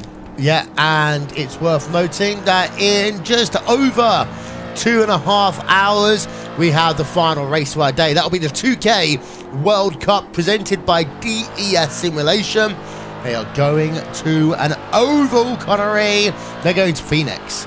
Yeah, I thought you were about to say they're going to Daytona, and then you know, everyone who's bored of Daytona would just cringe internally. But Phoenix, that is a much better option for Skip Barber machines. Let me tell you that one. And it's always been quite a lot of fun, because I remember way back when 2K actually tried out an oval league. And I actually led at one point one of the races at Phoenix. I think it was the inaugural race of that test series, and that was my first ever feature on RaceSpotTV before I got to commentate. Wow. David White versus Ashley Blake Hood. That still remains at 0.6 of a second. But yeah, catch that one live and exclusive on the iRacing Esports Network. We have done 1 hour and 24 minutes of this event, so let's bring you up to speed with 1 hour to go.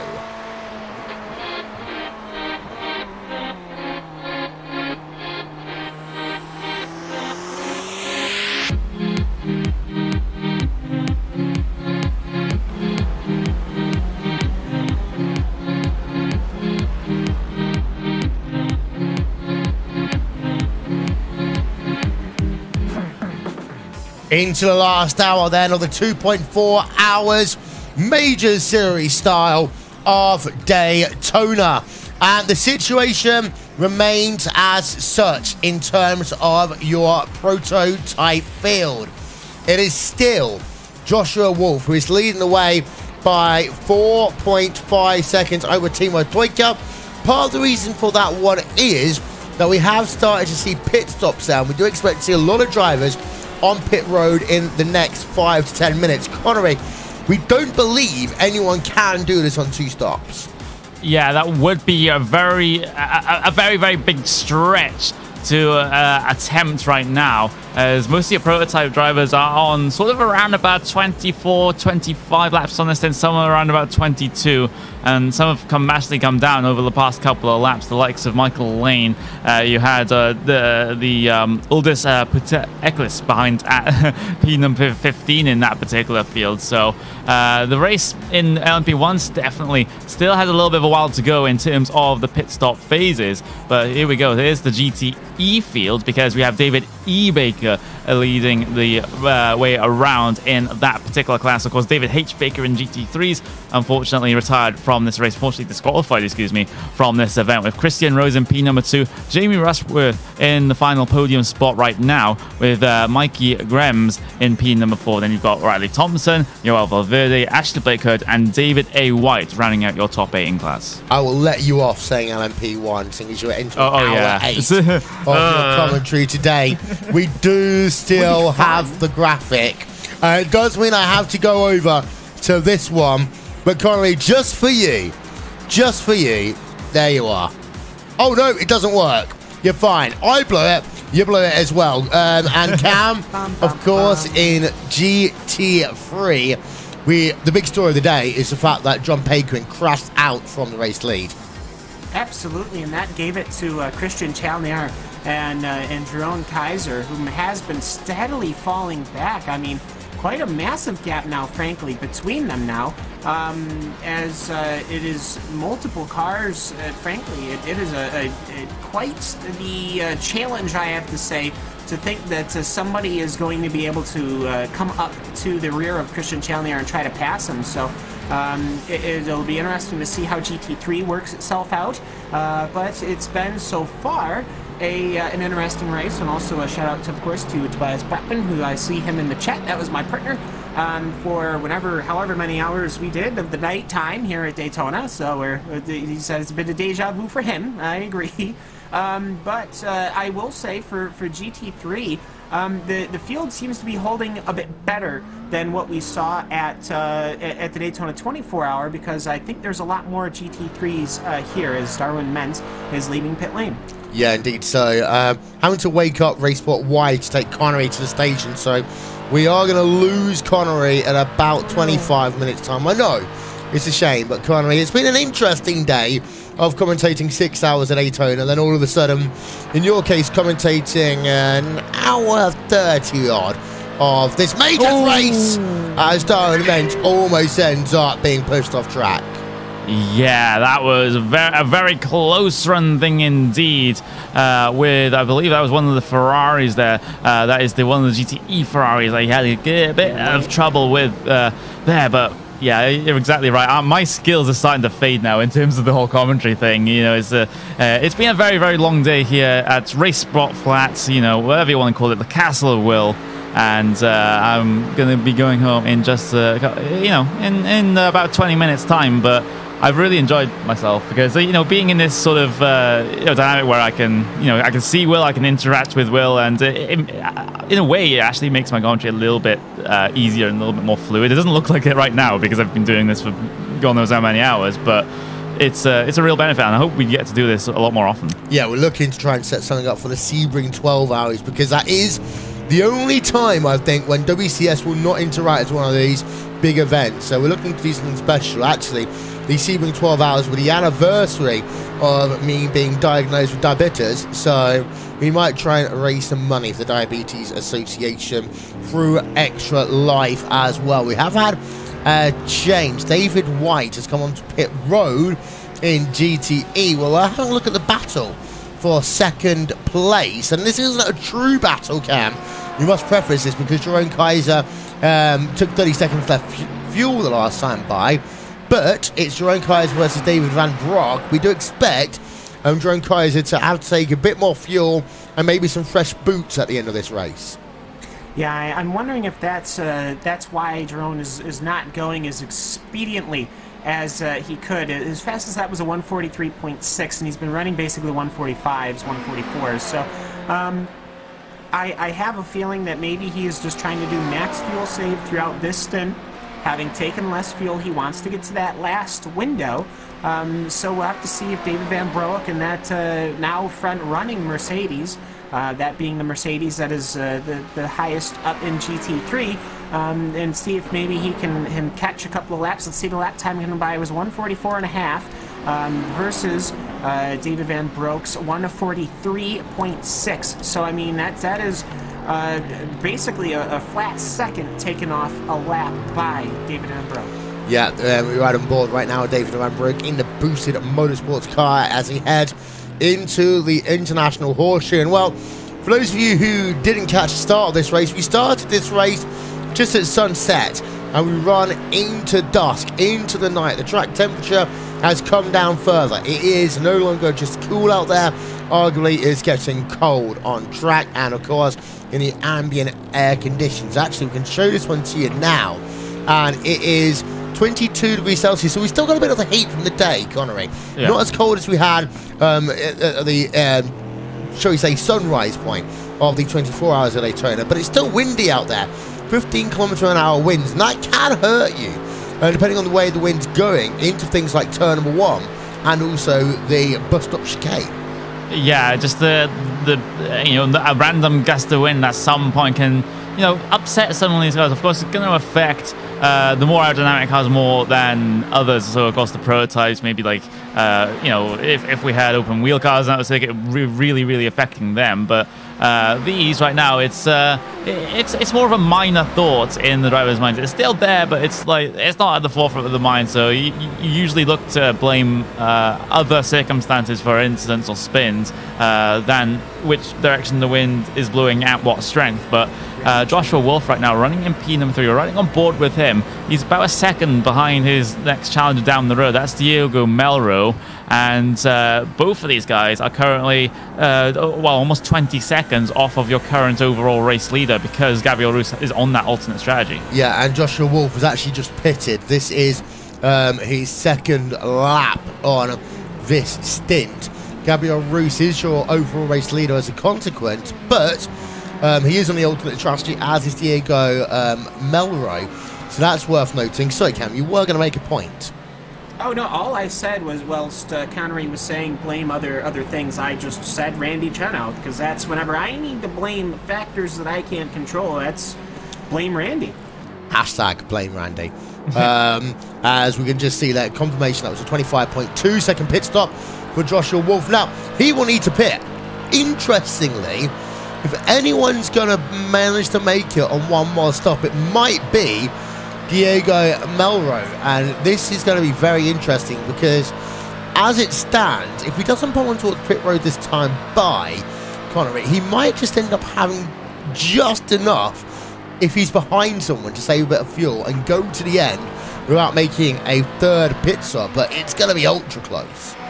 It is. It really, really is. And you also have to ask yourself the question of how much time that Diego Melro is losing by trying to fuel save as opposed to as going maximum pace. And if that time loss will actually be offset by the time he'll gain by missing out a pit stop. These are all the calculations that you do have to consider when you're going for a quote-unquote off strategy like this. But there we go. Joshua Wolf down the inside, easy as you like, at turn 1. So Melro, he knows what his place is right now. He knows he has to stick to his numbers and his strategy. An on-track battle will just completely throw that in the trash can. Steady as he goes then. So that is Josh Wolf up into second position on track. Having a look down to GT, things are spread out actually, Cam, quite a bit now in both GTE and GT3. We are expecting them to make their final pit stop in about 10 to 15 minutes time, and that's going to be really what we're going to see. Are people going to bother to take tyres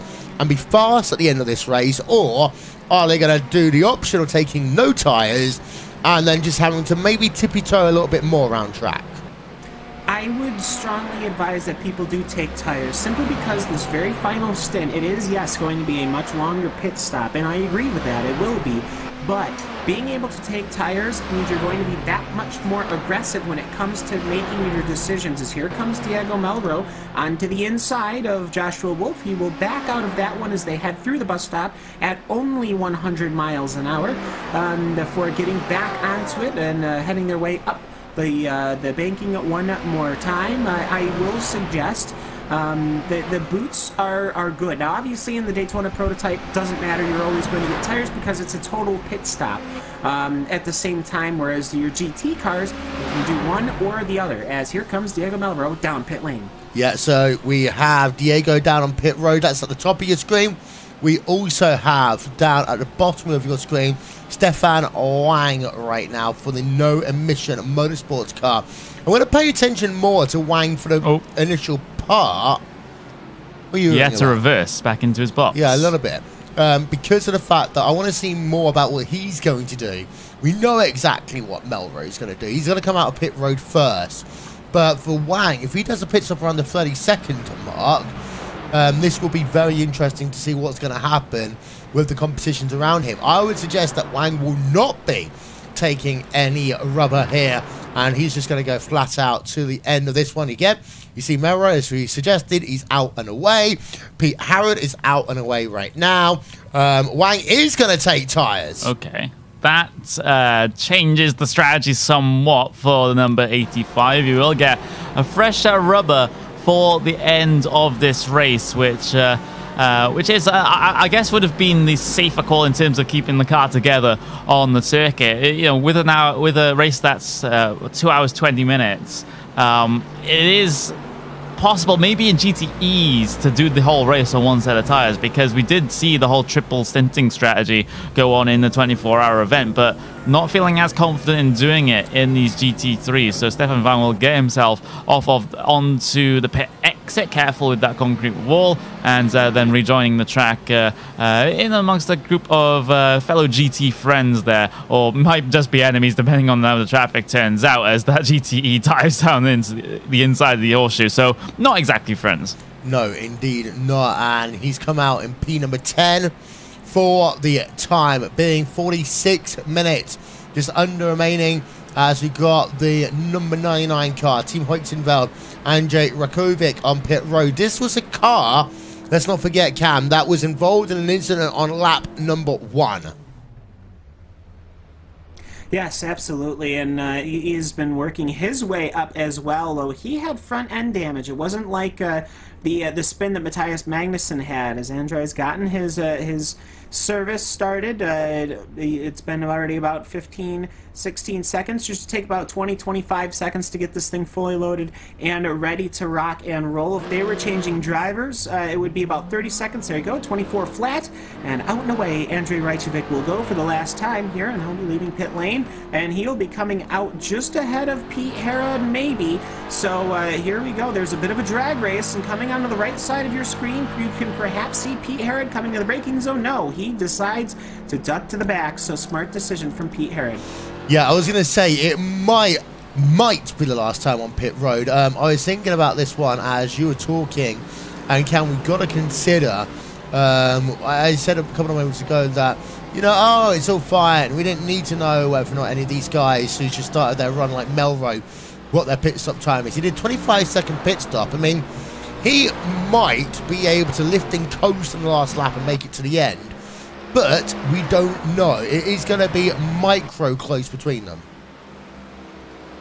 Micro close. That's a new measurement. You know, I just started my career as a CNC machinist, so I will have to take that under advisement. But as a new metric. But it is it actually, as I'm watching Pete Herod, he got absolutely stonewalled by Ashley Blake Hood coming through, as Jerome Kaiser and David Van Broek are coming through. And again, you can just see the lap time differences, and we know that Kaiser is saving fuel, but 1.1, 1.1, and 0.9. I mean, that right there will kind of tells you as he's closing right on in. I wonder if this is almost if Kaiser said, you know what, Christian's gonna be gone, but you know what, if I can just make this work, as we are at 1 hour and 38. If he can just make this work, there's 44 minutes left in this race, I'd be very impressed to see what he can do with it. Yeah, what we're going to do here, ladies and gentlemen, on RaceSpotTV is step side by side for the moment, as we are going to say goodbye to Connery Maddock. Connery, goodbye. Goodbye. It's been an absolute pleasure here, chilling in RaceSpot Flats with both members of the Vincent family. Thank you very much for having me and your hospitality as well. No worries. So we're going to step aside just as we unplug Connery from the RaceSpot internet, and we'll be back with more in just a couple of moments.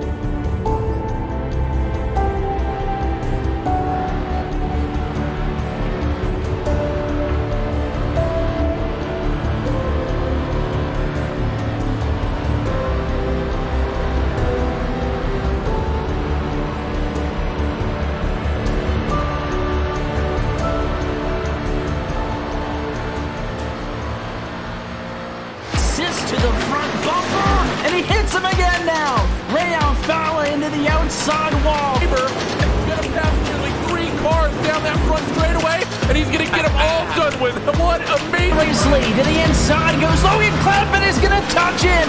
Pit press sideways. What a save! Look to the outside as Trunkett goes off. De Jong into second place. Going for the switchback. Oh, pinpoint driving. It's howling down to the inside. I tried this contact though. slide left of the racetrack. Chris Venner drives it back down underneath, and he takes that second spot right back. Joker goes to Garrett Lowe. Garrett Lowe should take victory with all that contact. He's going to try and make the move around the outside the parabolica. That's not going to work, but he's going to try and get the cutback here. Get the run out the parabolica. That's beautifully done there. Makashube, there's a little bit of door banging as well.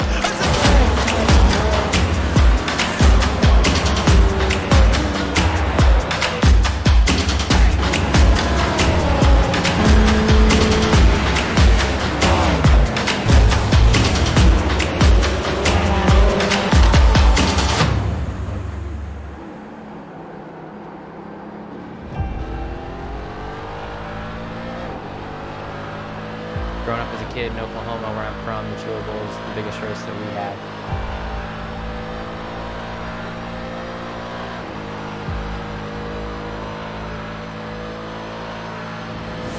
The Chula Bowl has kind of been my favorite race of the year.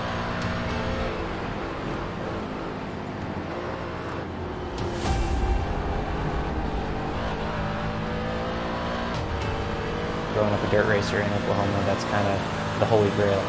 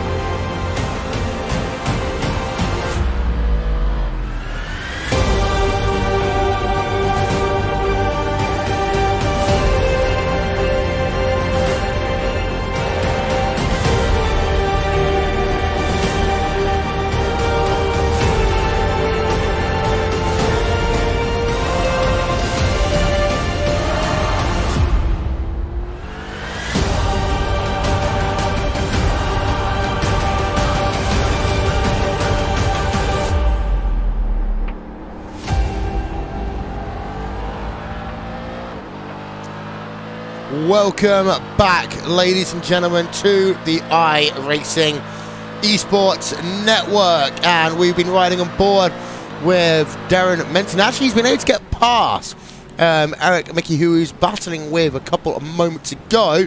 Conroy Medic has been successfully unplugged, and he has just left Cassidy Will. So all of a sudden, I've got the flat to myself, but another 38 minutes, 48 seconds left of this race to do. And, well, Cam, it's now just the two of us. Just the two of us. We can make it if we try. I mean, can we really, though? Can we really? I think we can. It's been a long, it's been a long day already. We could pull a Hugo and fall asleep during a race spot fan immersion. I wouldn't do that. I also make sure I get my sleep as much as I possibly can, even though actually, nowadays, yes. well, the thing is, actually, the most complicated thing is because I had iRacing going overnight, just in case I need to jump on last minute. It's very hard to get sleep when you've got two PCs. One of them is really quiet, but the other one is a bit of a worry machine, and it makes it very hard to get into the deep sleep. So sleep's been eluding me a little bit today. So have a look at Melon. Jerome Kaiser's on pit lane. By the way, we kind of wanted to see when Jerome was going to be coming in. That's the 076 machine. That's that mad car that was running very timid at lap times because he wanted to make sure that he was getting his fuel numbers. And off and away he goes. So good to see that the 37 minutes is how long he was able to go. And obviously his last pit stop of the day did not take tires. Yeah, he's not taking tires at all today, so he's going to be squirrely, whirly, loosey-goosey, potentially, at the end of this one. But he will gain some more time over drivers as well. So actually, it's going to help him out in this field. There's 13 drivers still remaining in your GT3 field here today. The biggest stories, of course, of the day was we lost David H. Baker, but more importantly, we lost John Paquin from the race lead. We've only got one retiree from your prototype field, that is Dave Walsh, and everyone is still running in GTE. Yeah, absolutely. And I mean, I'm surprised since there isn't a single Ford out there. I mean, you know, if there were more Fords, obviously, it would still, you know, be 100% attendance. But, you know, all those Ferraris and Porsches out there, I'm surprised at least one hasn't befallen some issue or another, as we're watching Eric Mickey, who is now behind his teammate. I'd like to think that we've had some pretty decent battles, Will, so far, and it's a bit weird to think that this race is almost done. Yeah, of course. I think you and I, we've both done 6+ hours of the Daytona 24, so this is basically like just going out and having a quick entree compared to having a full 3-course sit-down meal for us, really, Cameron. By the time we finished our plate, boom, it's over. Yeah, well, this is like sitting at, oh, you're not going to, well, yeah, maybe you will. It's a bit like going to a diner in America in the morning. You know, you get your coffee, the food comes out about 10 minutes earlier than you were anticipating, and, you know, and the food's, you know, it's always good, well, depending. I don't know if you were able to, if you've been to a bad diner, but... I've been to an IHOP and I've been to a Waffle House. Waffle House was good. IHOP was disappointing. I can understand that. You haven't been to an American diner, though. You haven't, like, you know, just those small little mom and pop diners. You haven't even managed to go to one. I've not been to one. I've been to. I mean, Waffle House is close enough, really. No, they're not. They're chain stores. It's like going to the Cracker Barrel. But well, I will tell you, well, the sun was coming up as the battle between Mickey and Mayentz is still getting pretty close as they go past the start-finish line. You're following Lyndon Swaby as he's chasing down David White. One car pushing way wide. That is a Porsche, and I believe that is Randall Welsh. No, that's not at all. Lyndon Swaby. That is Lyndon Swaby, okay. As we'll get a replay of that. Not brought to you by any food stores at all whatsoever. It just seems to me like he just pushed wide, trying to set himself up around the Ferrari, and because of that, he had to get out of it, and that easily allowed the other Ferrari to get down through. Now, the point I wanted to make, the sun was rising, yes, it was wonderful, it was great, but it was a couple of hours ahead, seeing as it was, the 24 hours was kind of set on the GMT time, right? So for Tobias, it was wonderful, because the sun was rising at the same time it was rising at his house. For me, it was like 4:30 in the morning server time, 5:30 in the morning server time. The sun was coming up. I was getting so much energy. I was so excited. I wanted to get done with the broadcast so I could go out and get some breakfast. And I looked at the clock, and it was 2 o'clock in the morning my time. I was so disappointed. You don't even know. 24-hour diners, where is one when you need one around Camville? Although you've been telling us it's snowy, so we'd be asking you to travel safely anyway at the best of times. You've just seen a pit stop there by Riley Thompson in the number 58 car. He is out and away after that one has been done. Lyndon Swaby, to confirm, he lost position to David White. That was in your GTE field. And Swaby, he looked like he's going to come on towards pit road then.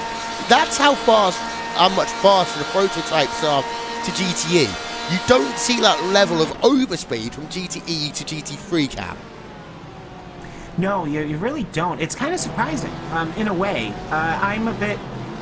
With how the performance of GT3s have been growing, I'm almost a bit worried about the real-life Daytona 24 with how overlap is going to go. It shouldn't be dramatic as this, because there's so many different car manufacturers and so many different things that can happen in a 24-hour race, especially with cautions and whatnot. But it is certainly surprising to see consistently the GT3 cars and the GTE cars intermingled. Yep, there's a number of things I'm looking forward to the Daytona 24 Hours. One of them is the fact it's going to be live on the NBC Sports Network. Thankfully, we are no longer going to have 40-second breaks between commercials, which we've had on Fox Sports for so many years. So really looking forward to Lee Diffie and the gang calling that one. But also, Magnus Racing. That is my most favourite part of the Daytona 24 Hours, the Magnus Racing stream. I remember when I first was getting into some of their streams, and in the old Flex box. Flex Xbox. Ding! For those of you who have not watched the Magnus Racing stream, I implore on you that you need to do so. Have it up as a second feed whilst you're watching the NBC Sports Network or the World Feed coverage, and check that one out. It's always good to have the Radio Le Mans guys as well, because John Heindorf and the gang will be out for that one. So you've got 3 really good options, Cam. You've got the NBC SN coverage, which is going to be great. You've then got the Radio Le Mans coverage, which is going to be epic. And you've got the Magnus Racing stream. All at the same time. And then you've got me working until midnight. So basically, oh well, the race starts on Saturday actually. So hey, fantastic. Yeah, it's just coming out of pit road. We've got Robert Lundgren in the boosted motorsports car. I'm just going to go and have a look into the world of GT3. The gaps are really kind of spread out a little bit, but we have got one I want to keep an eye out on. That is Enrico Leonard in the number 76 car, and Gilles Winand in the Grizzly Evolution number 16 car. And let's put up the lap gaps and see what's going on there. Look at that. That's 2 seconds that Winand has closed over the last 3 laps over the number 76 Black Tree Race Crew car.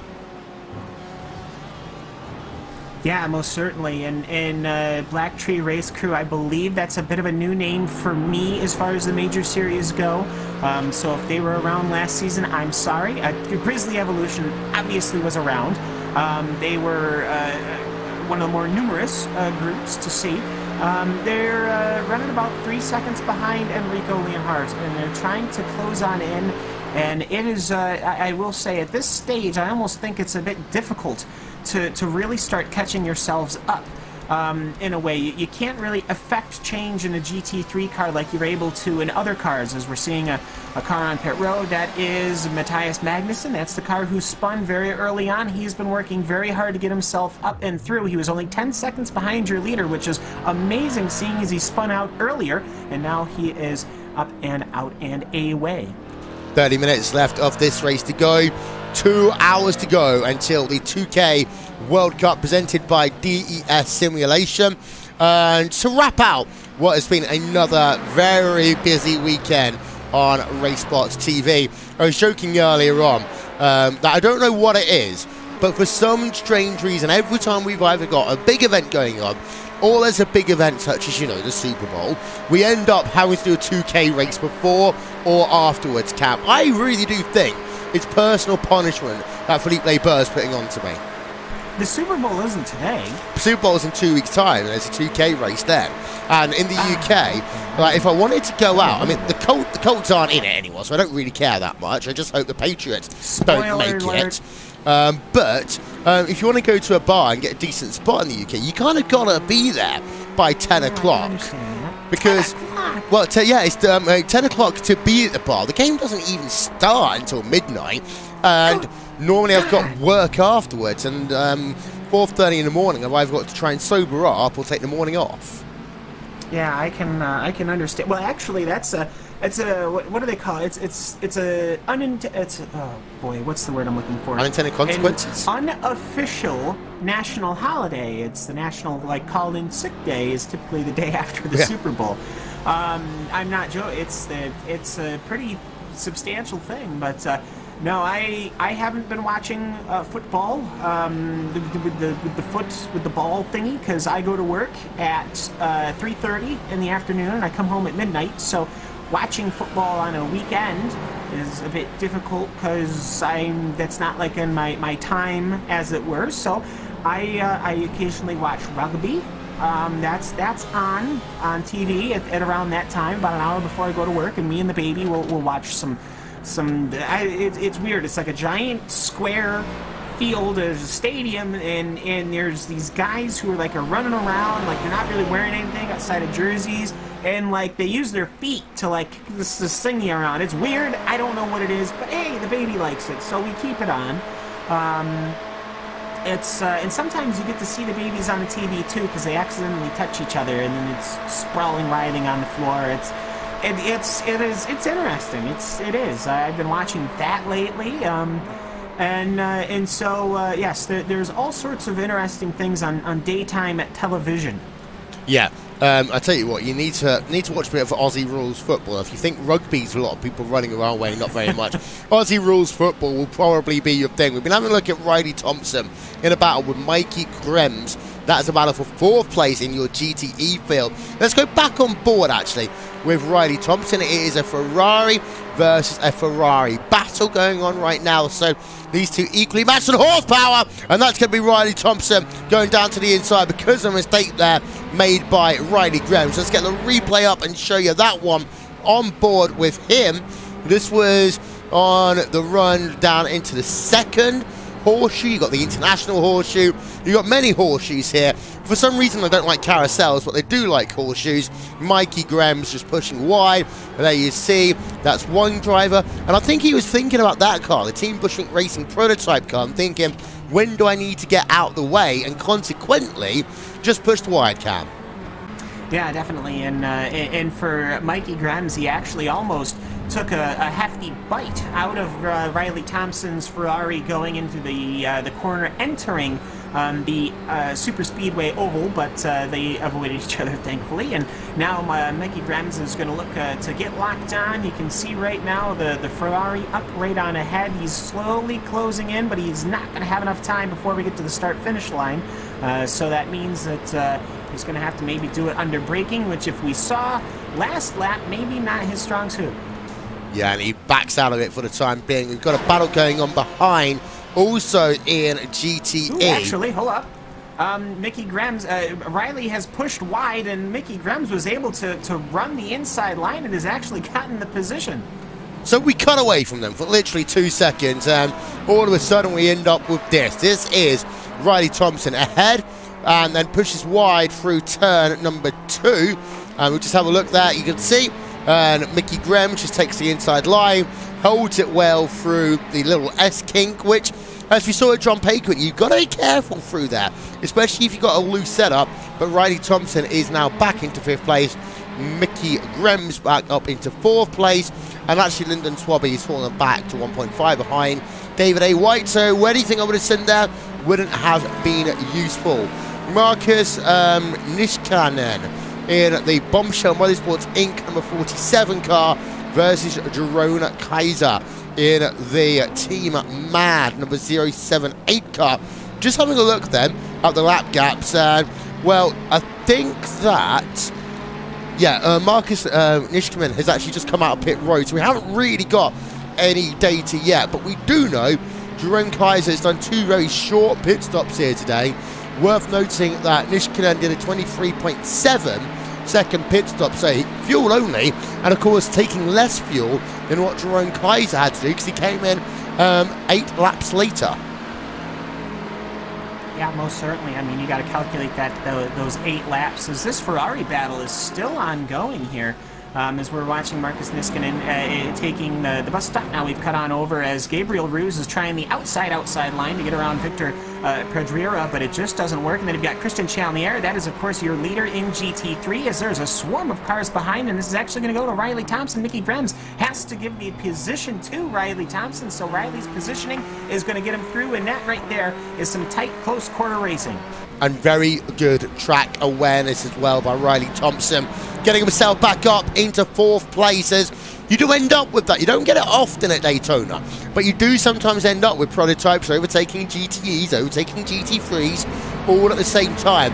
And track placement then is actually very important, because you can lose a good couple of seconds if you have to run the outside of the international horseshoe, then back out into the kink and be on the outside into the other horseshoe.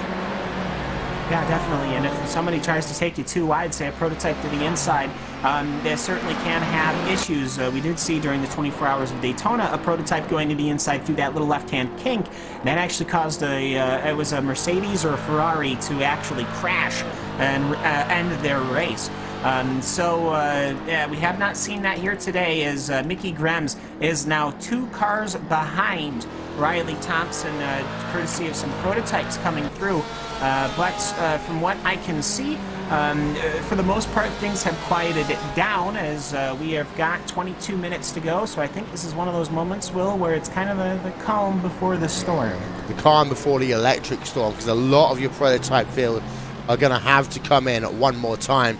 We saw Pete Howard has been passed recently by Trevor Vavoski in the number 10 car. So Team Mad, they've been in the news for all the wrong reasons recently, as we see Udelis on towards pit road for what will be his final stop of the day in the Kinetic Europe Junior car. 666 coming on towards pit road, and Puklis then going to make his final stop. This should be quick, Cam. No more than about 20 seconds, maybe even 15. Let's see, about 20 minutes of fuel. That's about, what, half a tank? So, yeah, it should be about 15 seconds. Oh, 17.4, okay. So, conservative, I would say. I feel that you could do less fuel, but he's going to be coming out of pit lane as right now we'll switch on over to a pair of Ferraris. Teammates David E. Baker and Christian Rose, as they will start going around each other's CQR club to the inside of the other CQR club. Don't want to hit your teammate.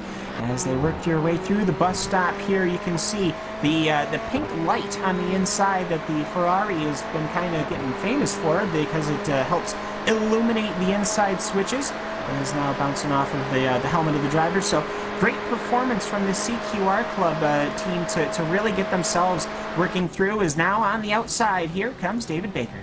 Yeah, and at the line, it's gonna be photo finish, if that was going to be the final lap of the motor race. But Christian Rose is going to be side by side with Baker, and Rose has the inside line, gives him the position, and he's got himself the lead of the GTE division. Now, yes, on one hand, the two are fighting with each other, their teammates. Still, though, it's worth noting that CQR are still 1, 2, and 3 in your GTE field, Cam. Yeah, definitely. I mean, it is a great performance here, as long as nobody has an issue with their fellow teammate, as Teemu Toika is trying to work his way around. And Teemu Toika, we haven't really had much time to talk about it. He's the leader of the race right now in the prototypes.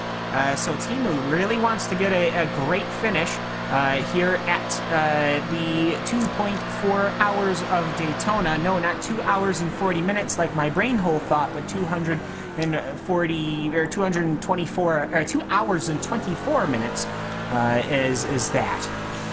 You're allowed to say 2 hours and 40 because, of course, that's what the iRacing measurement used to be. Yes. 2 hours 40 minutes back when this used to be a 2.4 hour race rather than a 24-hour race. We've been having a look. Andrei Raskovic versus Diego Merlo. One thing that is worth noting, and my voice just went really high there for some strange reason, is Teemu Toika is 20 laps into a stint.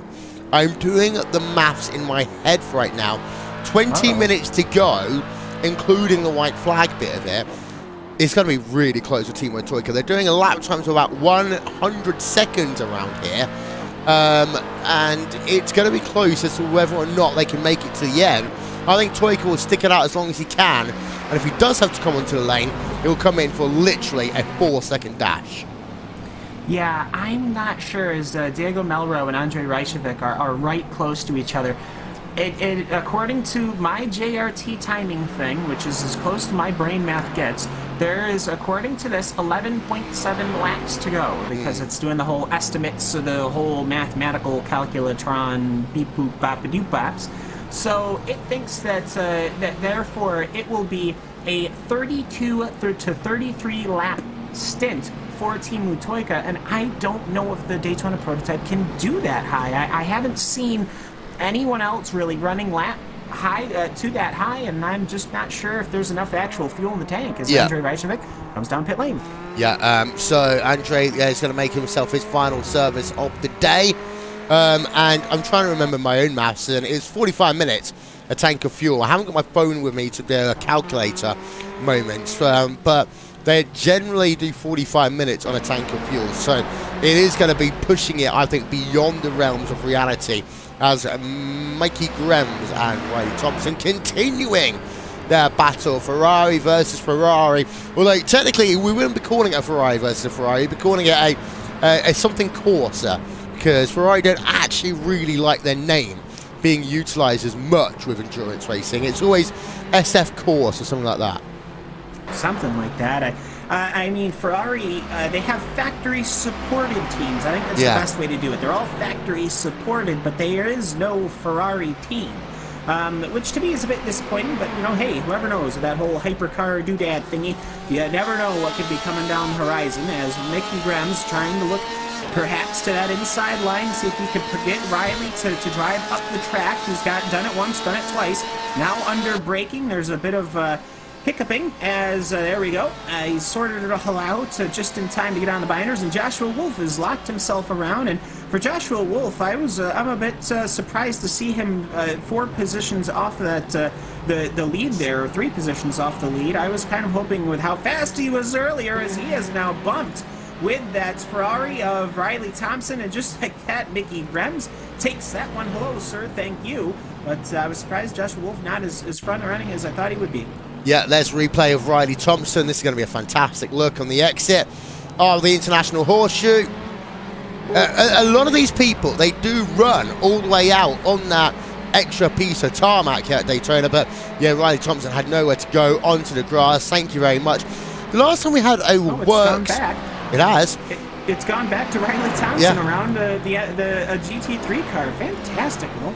I was going to ask, the last time there was a works Ferrari in Le Mans, was it when they were having their big battles with Ford?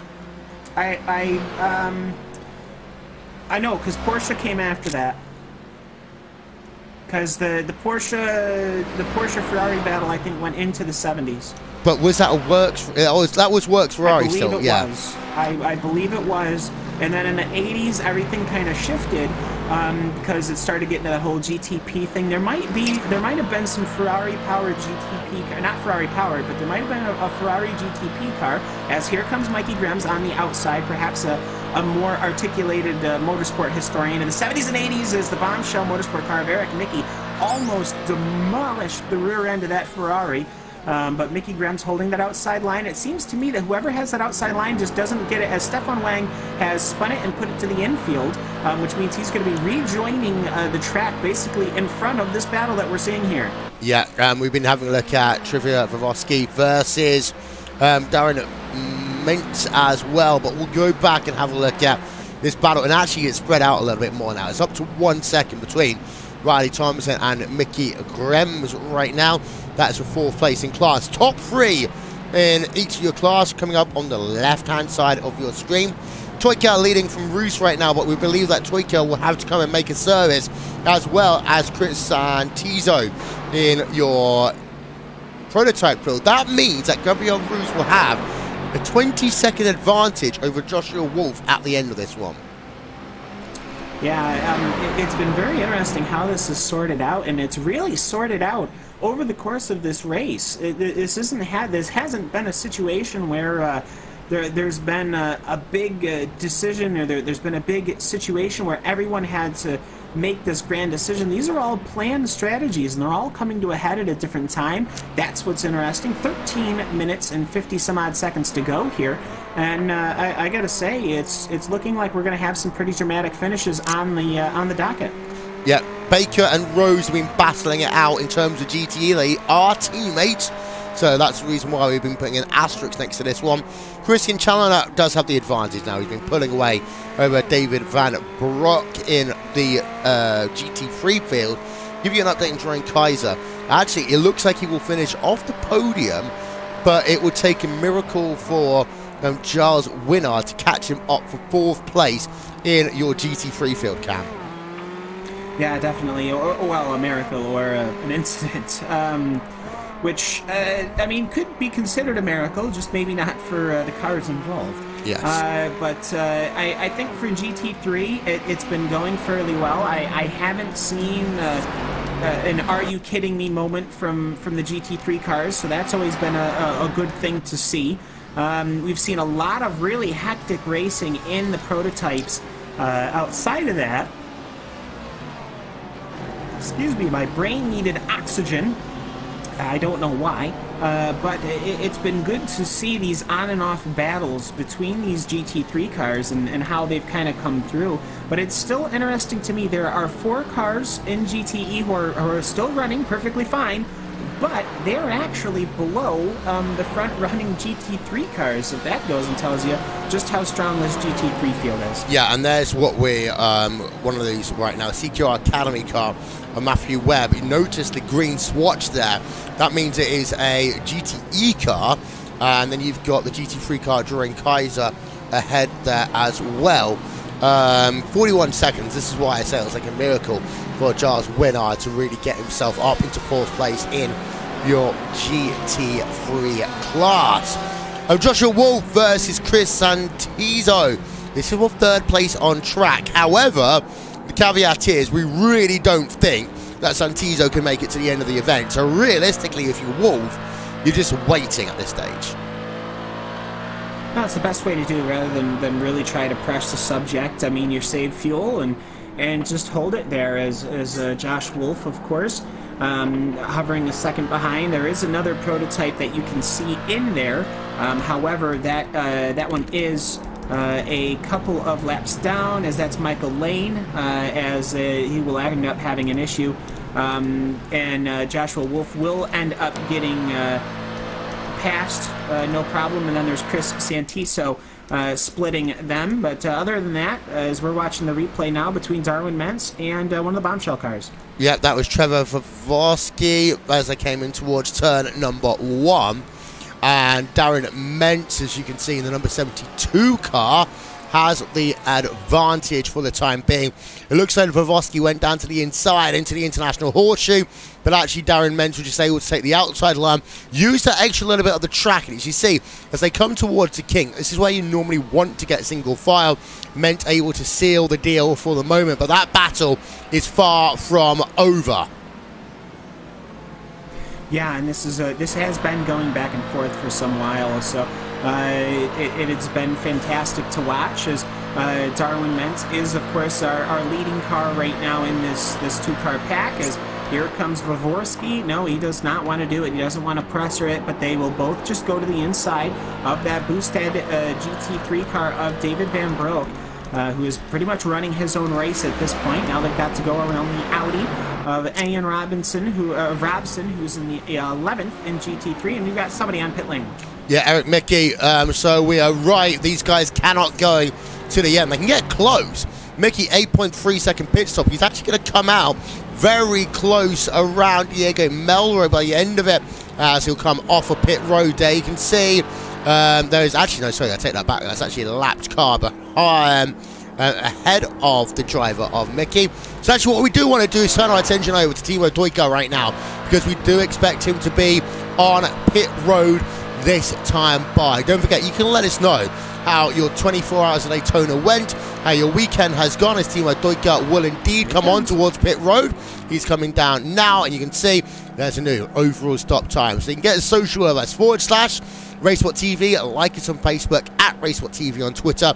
Let us know how your first big weekend worth of racing this year has been on iRacing, as Timo Toika going to come in. Again, expect this one to be around 8 to 10 seconds. For Team Bushwink Racing, just going to be fuel only, and he will be out and away now. And actually, he might still have second place. Wolf has just gone past. Yeah, that was way too much fuel. He needed maybe 4 seconds, and then he crashes in the outside concrete barrier. That's even worse. So for Timo Toika, it is all going awry, and then he comes out in traffic. Yeah, and for Timo Toika, I was going to say it might have been close between him and Joshua Wolf at the end of this one. Wolf is 12 laps into his stint, and I think he's pushing it to the absolute limit right now. Team Bushwink Racing's Timo Toika is going to be very angry after that one, and Cam, now he's got a lot of work to do. Can Finnish people get angry? Yes, trust me. Okay, I'm not debating. I'm just okay. So for Timo, he gets to the inside of Michael Lane, and he'll get that position. Now, how much damage did that Corvette sustain? That you basically, when you lean into that concrete barrier, it's very notorious, because what ends up hitting it is that little like fiberglass carbon fiber front bumper. Sure, fine, whatever. But that collapses, and then that right front tire is what hits. So will he have some kind of steering damage? And I will say, will he be down on speed? Didn't look like it. You never know. As he runs through the bus stop, the car looks decent enough.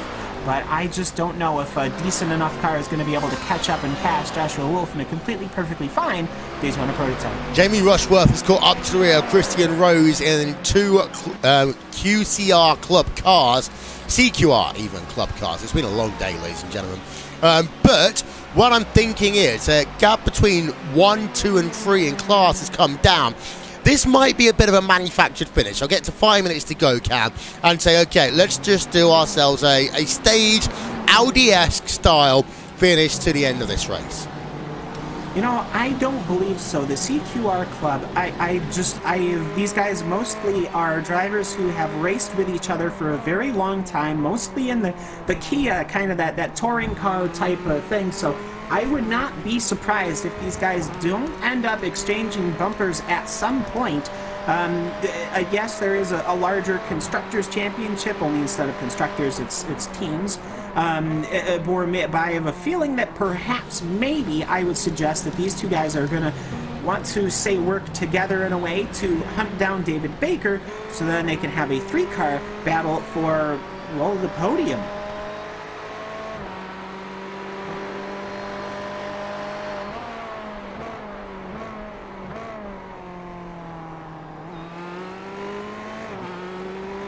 Stunned silence. Yep, we're just having a look on board there with Mickey Grams as he's been battling it out with Riley Thompson. The gap is down to 0.8 of a second right now as they come onto the banking. It was worth noting that for a moment Riley Thompson actually was able to get past a prototype car, but now as they go into the banking, of course, the prototype will accelerate away. Mickey Grams in within half a second. That's the thing. It's just a case of, I think, if Riley Thompson was able to get up to about 1.2, 1.4 seconds, he might just have this one in the bag of 5 to go. Well, you never know. Riley has been making the occasional mistake when he seems to be comfortable or seems to have the pass. So, especially going into corner number 1, ends up perhaps dragging the brake a little too late or maybe not hard enough, tracking away ride. That's allowed Mickey to get that inside, Mikey to get that inside. So I have a feeling that this is just going to be one of those situations you don't want to risk having issues with only 5 minutes to go. You don't want to really expend your opportunities too early and allow a counterattack.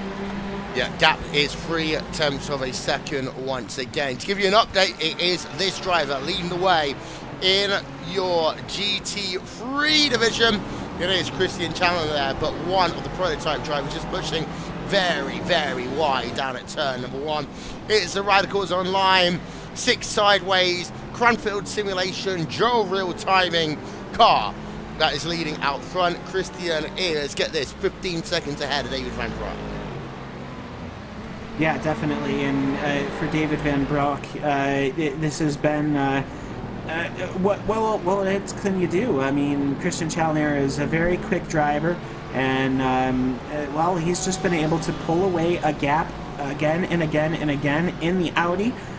So he's been able to keep it planted, able to keep it happy and okay, and off and away he is going into the sunset, really. This GT3 group has really sort of quieted out, I would suggest. But it's really the GTE that's getting ourselves set up for the grandstand finish. You've got the top 3, and then you've got this battle for what is 4th position in GTE as well. So pretty much the entirety of the top 5 is yet to be decided. Back over to your prototype battle. Trevor Vavoski versus Darren Mentz. Now, Vavoski is close on fuel, but should be able to make it to the end. Timo Toika has pitted, and he has come out, as we said, in 3rd place. But that damage, I think, actually has cost him already. He's lost 4 seconds to Joshua Wolf, as Vavoski on the outside line, Darren Mentz on the inside line. Side by side into turn number 1. Can the outside line work? It can almost work. He just needs to get a better run through this side. He has to run into the International Horseshoe. He's got himself through. And just like that, a little bit of brake smoke from that bombshell car, but Trevor Vavorsky has moved himself up 1 position in that Grizzly Motorsport machine. He is now going to be in the 7th position. as he is a little bit too far back to do anything else with the rest of the race that we have here. We have about 2 laps to go, 2 minutes and 30 seconds, depending on where Gabriel Ruse is. Actually, Gabriel is just coming into corner number 1 right now, which means that should have about 2 laps to go. Yeah, so 2 to go is going to be your signal, and we've already seen these great battles. And GTE, however, the front 3 looks pretty stable right now. Yeah, as that is your race leader overall.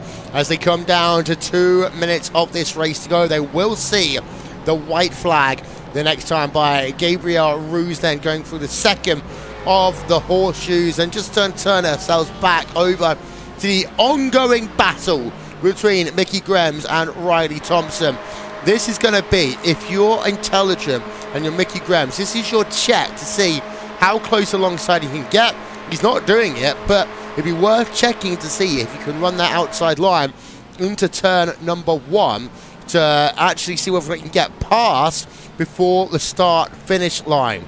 Having a look down, nothing going on in GT3 right now, so we're going to keep it for a moment with Mickey Grems and Riley Thompson one more time. That gap's just gone up though, because Mickey Grems has just pushed wide because the prototype's gone through, and that gap is going to be up to over 1 second now. Mickey Grems, the gap will be 1.2, will it? Well, it's just actually staying above a second, but it's worth noting that the car ahead, the Kinetic Racing car, couldn't find a way past Riley Thompson through the second horseshoe. And what that's going to mean is actually Grems will get the draft for a little bit, and he will stay in the draft. And you see how aggressive Thompson was going to be there. The gap is 7/10 of a second. Thompson thought that was his moment, and he pushed very hard, but Mickey Grems is still there in slingshot range.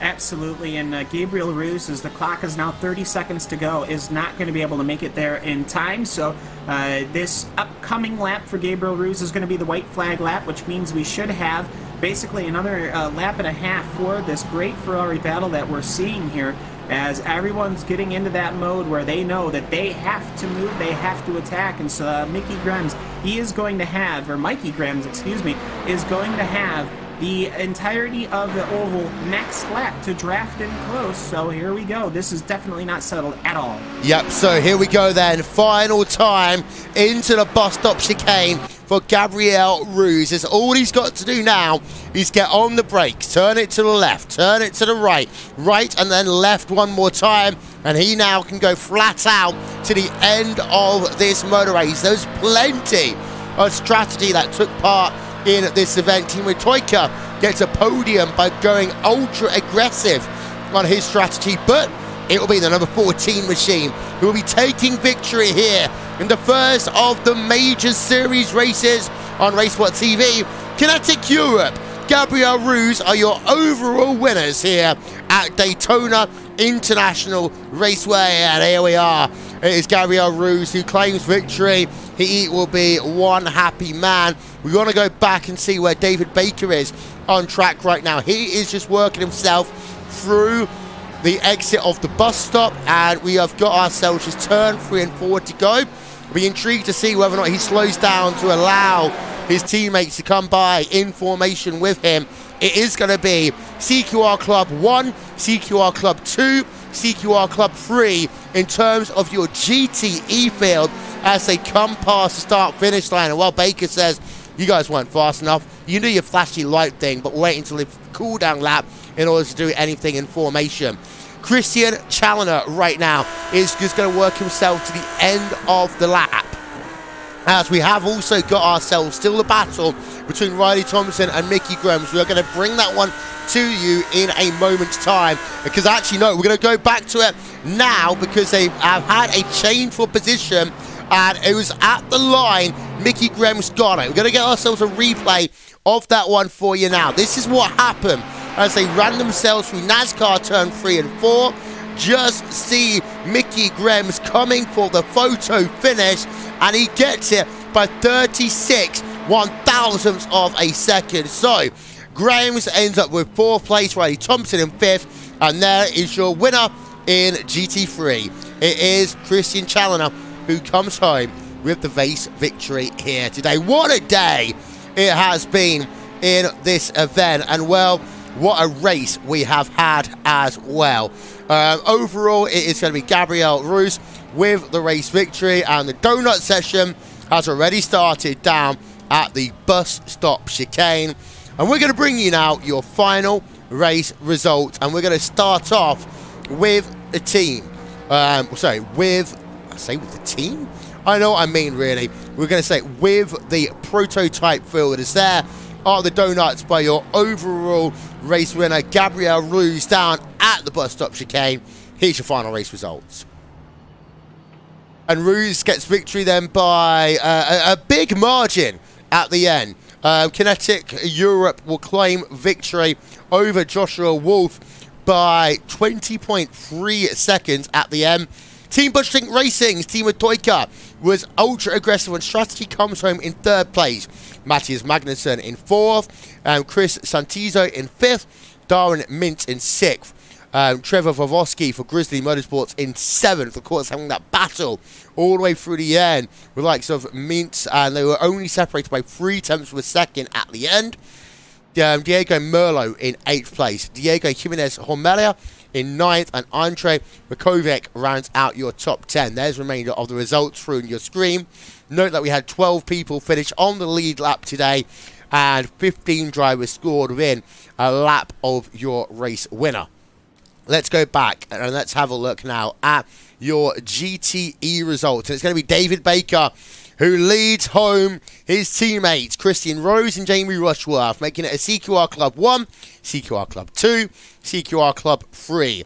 Mikey Grems in 4th place, Riley Thompson in 5th, Yalva Verde in 6th place, with Ashley Blake Hood being the first non-Ferrari. He comes from 7th place in GTE, David A. White in 8th, Robert Lundgren in 9th, and Shane Norton rounding out your top 10. Note, you only had 5 drivers finish on the lead lap in class. That shows the dominance of CQR Club here today. And we had pretty much everyone finish the race as well, in terms of finishing within the 10% rule. Finally, we go over to GT3, and it is Kinetic Europe's Christian Challoner who takes home victory. 15.7 seconds then was the margin of victory. David Van Broek in 2nd place, Marcus Nishkanen in 3rd, Duran Kaiser in 4th, Giles Winand in 5th place, Enrico Lindhart in 6th, Clifton Naranjo in 7th, Andy Banfield 8th, Stefan Wang at 9th, and Jan Melisner finishes off your top 10. Just 2 drivers on the lead lap in GT3, but it was an Audi and a Mercedes, your top 2 drivers. 2 Mercedes on the podium. Then there's the remainder of the results. Actually, the biggest victims in terms of retirees came from GT3. They included Thomas Pettersson, John Paquin, David H. Baker, and Russell Clayson. We're going to take a quick moment here, ladies and gentlemen, on the Major Series webcast, and we're going to have some interviews after these messages. You are watching the Major Series exclusively live on the iRacing eSports Network. We'll be back in 1 moment's time.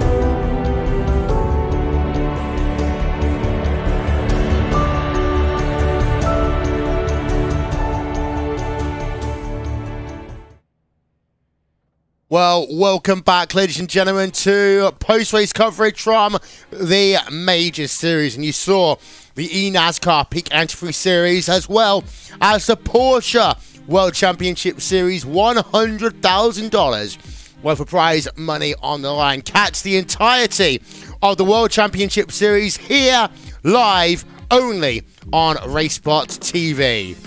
Got a couple of people to talk to. We've got ourselves some people from Prototype as well as from GT3. Let's start off by talking to second place then in your Prototype field. That was Joshua Wolf in the number 48 car. Joshua, second place here today. It looked to be a very strategic race at points. Talk us through your events. Yeah, it was good. I was a little tired after finishing out the last 3 hours of the 24.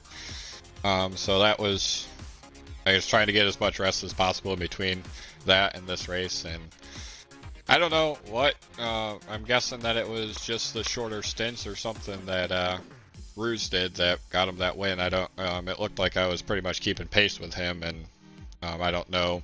I'm guessing just that early stop helped him out get a bigger lead than I was expecting. So, first race of this series, 2019, is in the books. How was it experiencing driving into the sunset in this one? That was exciting. I did a little bit, I don't know if I was in there for the 24, but I've done a lot of practice with this, and it's definitely cool. I enjoyed it and glad iRacing was able to get this feature added in. Before we let you go, Joshua, two questions. First of all, Daytona 500, the next big event in the Major Series. Also, shout out sponsors, who gets it done? Yeah, I'm looking forward to the 500. And for sponsors, Infinity Decals. It shows probably on Majors. I'm independent. I'm actually running with Torque Freak, so I want to thank those guys for the setup, and also help with from the Grizzly guys too. We've done a lot of work prepping for the 24 in this race, and definitely showed. Thank you very much. That is second place in your Prototype class. That is the driver of Joshua Wolf. And now we've got Ken Walsh stood by with the driver who took victory in GT3. That is Christian Challoner. Yes, the Audi coming home with the victory here in the 2.4, despite the Mercedes being so dominant in the 24 hours. So, Christian, it seemed like it was a pretty good day for you out there. There were a couple of moments where people were closing in on you, a couple of different strategies kind of thrown at you, but really, nothing really could stop you. Yeah, it was. I kind of made it a bit harder than I think it needed to be by picking the Audi, but I really wanted to do something different, so I was really happy I could pull that off with that car. Yeah, at the beginning, I was really trying to get away, because I thought that if I could perhaps lose the draft, then I might be able to make something work. But I couldn't really get away from Russell or John. But then, I guess, bit of luck, sucks for Russell, but it helped me out when he got tagged by that Prototype in a 1. And then from there on, really, it was strategy. I was pretty convinced that doing a double stint on the tyres for the first run wasn't really going to work. So I wasn't too surprised when I saw John come out with about, I think, 30 seconds on me after that first stop. But I think he struggled with the tyres, and I think he dropped it. So once those two were out, really, it was kind of mainly just making sure that the strategy played out, that I didn't overwork the tyre too much, and that I kind of had enough left at the end. And it got a bit interesting. There was a couple of people who spun out right in front of me, but from really about the halfway point, it was kind of really just a strategy race. Yeah, and I mean, this is the start of the Major Series. We've had the Daytona 2.4, the Daytona 500, not that far away. That'll be in February. So, well, we're staying at Daytona, but we're going to turn that big old light bulb back in the sky and getting a bunch of Gen 6 cars. So, are you going to be looking forward for that? Yeah, I mean, that's really a race that we're looking at, because there's, well, for a couple of reasons really. One, it's really the thing that I'm best at, so it's probably a good chance to get some good points, even though it is Daytona. And I mean, secondly, I'm thinking it's running a couple of days before the peak race, so really it's a great test race for us. So there you go. With that, Christian, I'll give you the floor. And anybody you want to give a thanks to before we let you go back and celebrate. And congratulations again on taking victory here in the Major Series Daytona 2.4.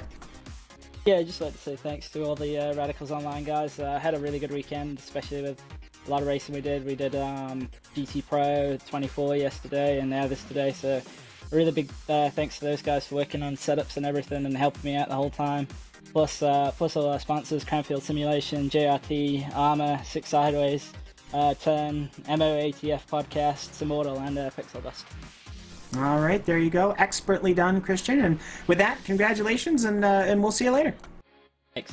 Thank you very much, Christian Challoner. And we've got two more people to interview. They are both from Club CQR Club. David Baker and Christian Rose. I'm going to start with you, David Baker, coming home with a victory here today in that number 6 machine. Looks as though the CQR Club had this one nailed. Yeah, we put in a lot of work running the 24, so thought we'd just do a little sprint race afterwards. We had some great help from everybody in the team, Josh Thompson, Dan Kraft, Andy Shield, loads of guys behind the scenes helping us with the setup for the big race and then obviously carrying it through to this. So yeah, a lot of work went into this and it was good to bring home the win. It wasn't easy, teammates pushed me all the way, a few mistakes and the traffic was a bit iffy at times, but yeah, really pleased to bring it home. Well, in terms of, having to run a 24-hour race and then run into the darkness again, and of course it is dark in the UK right now, so it's almost sympathetic to you guys. How was it in terms of taking what you knew from the 24 hours and putting it into this event? It was a bit tricky because I actually didn't do any of the nighttime running. I got the daytime stints when the track was really, really hot, so it caught me out on lap 2 coming into turn 1. I almost binned it and took out the whole team, which would have been embarrassing. So going into the sunset and actually into night was actually a bit of a new one for me in this race, so I was glad to experience it. And Christian Rose came home 2nd place. Christian, talk us through your event. Yeah, no, it was really good fun. This is my first major series event. I must say I really enjoy it. It's very well organised. The race itself was fantastic. I always seem to end up very, very close to Dave. We always have a good, fair, hard race, and then Jamie with us at the end. It was very tough to say after doing quite a lot of running in the 24 as well. It was quite relaxing just to do a few hours, really.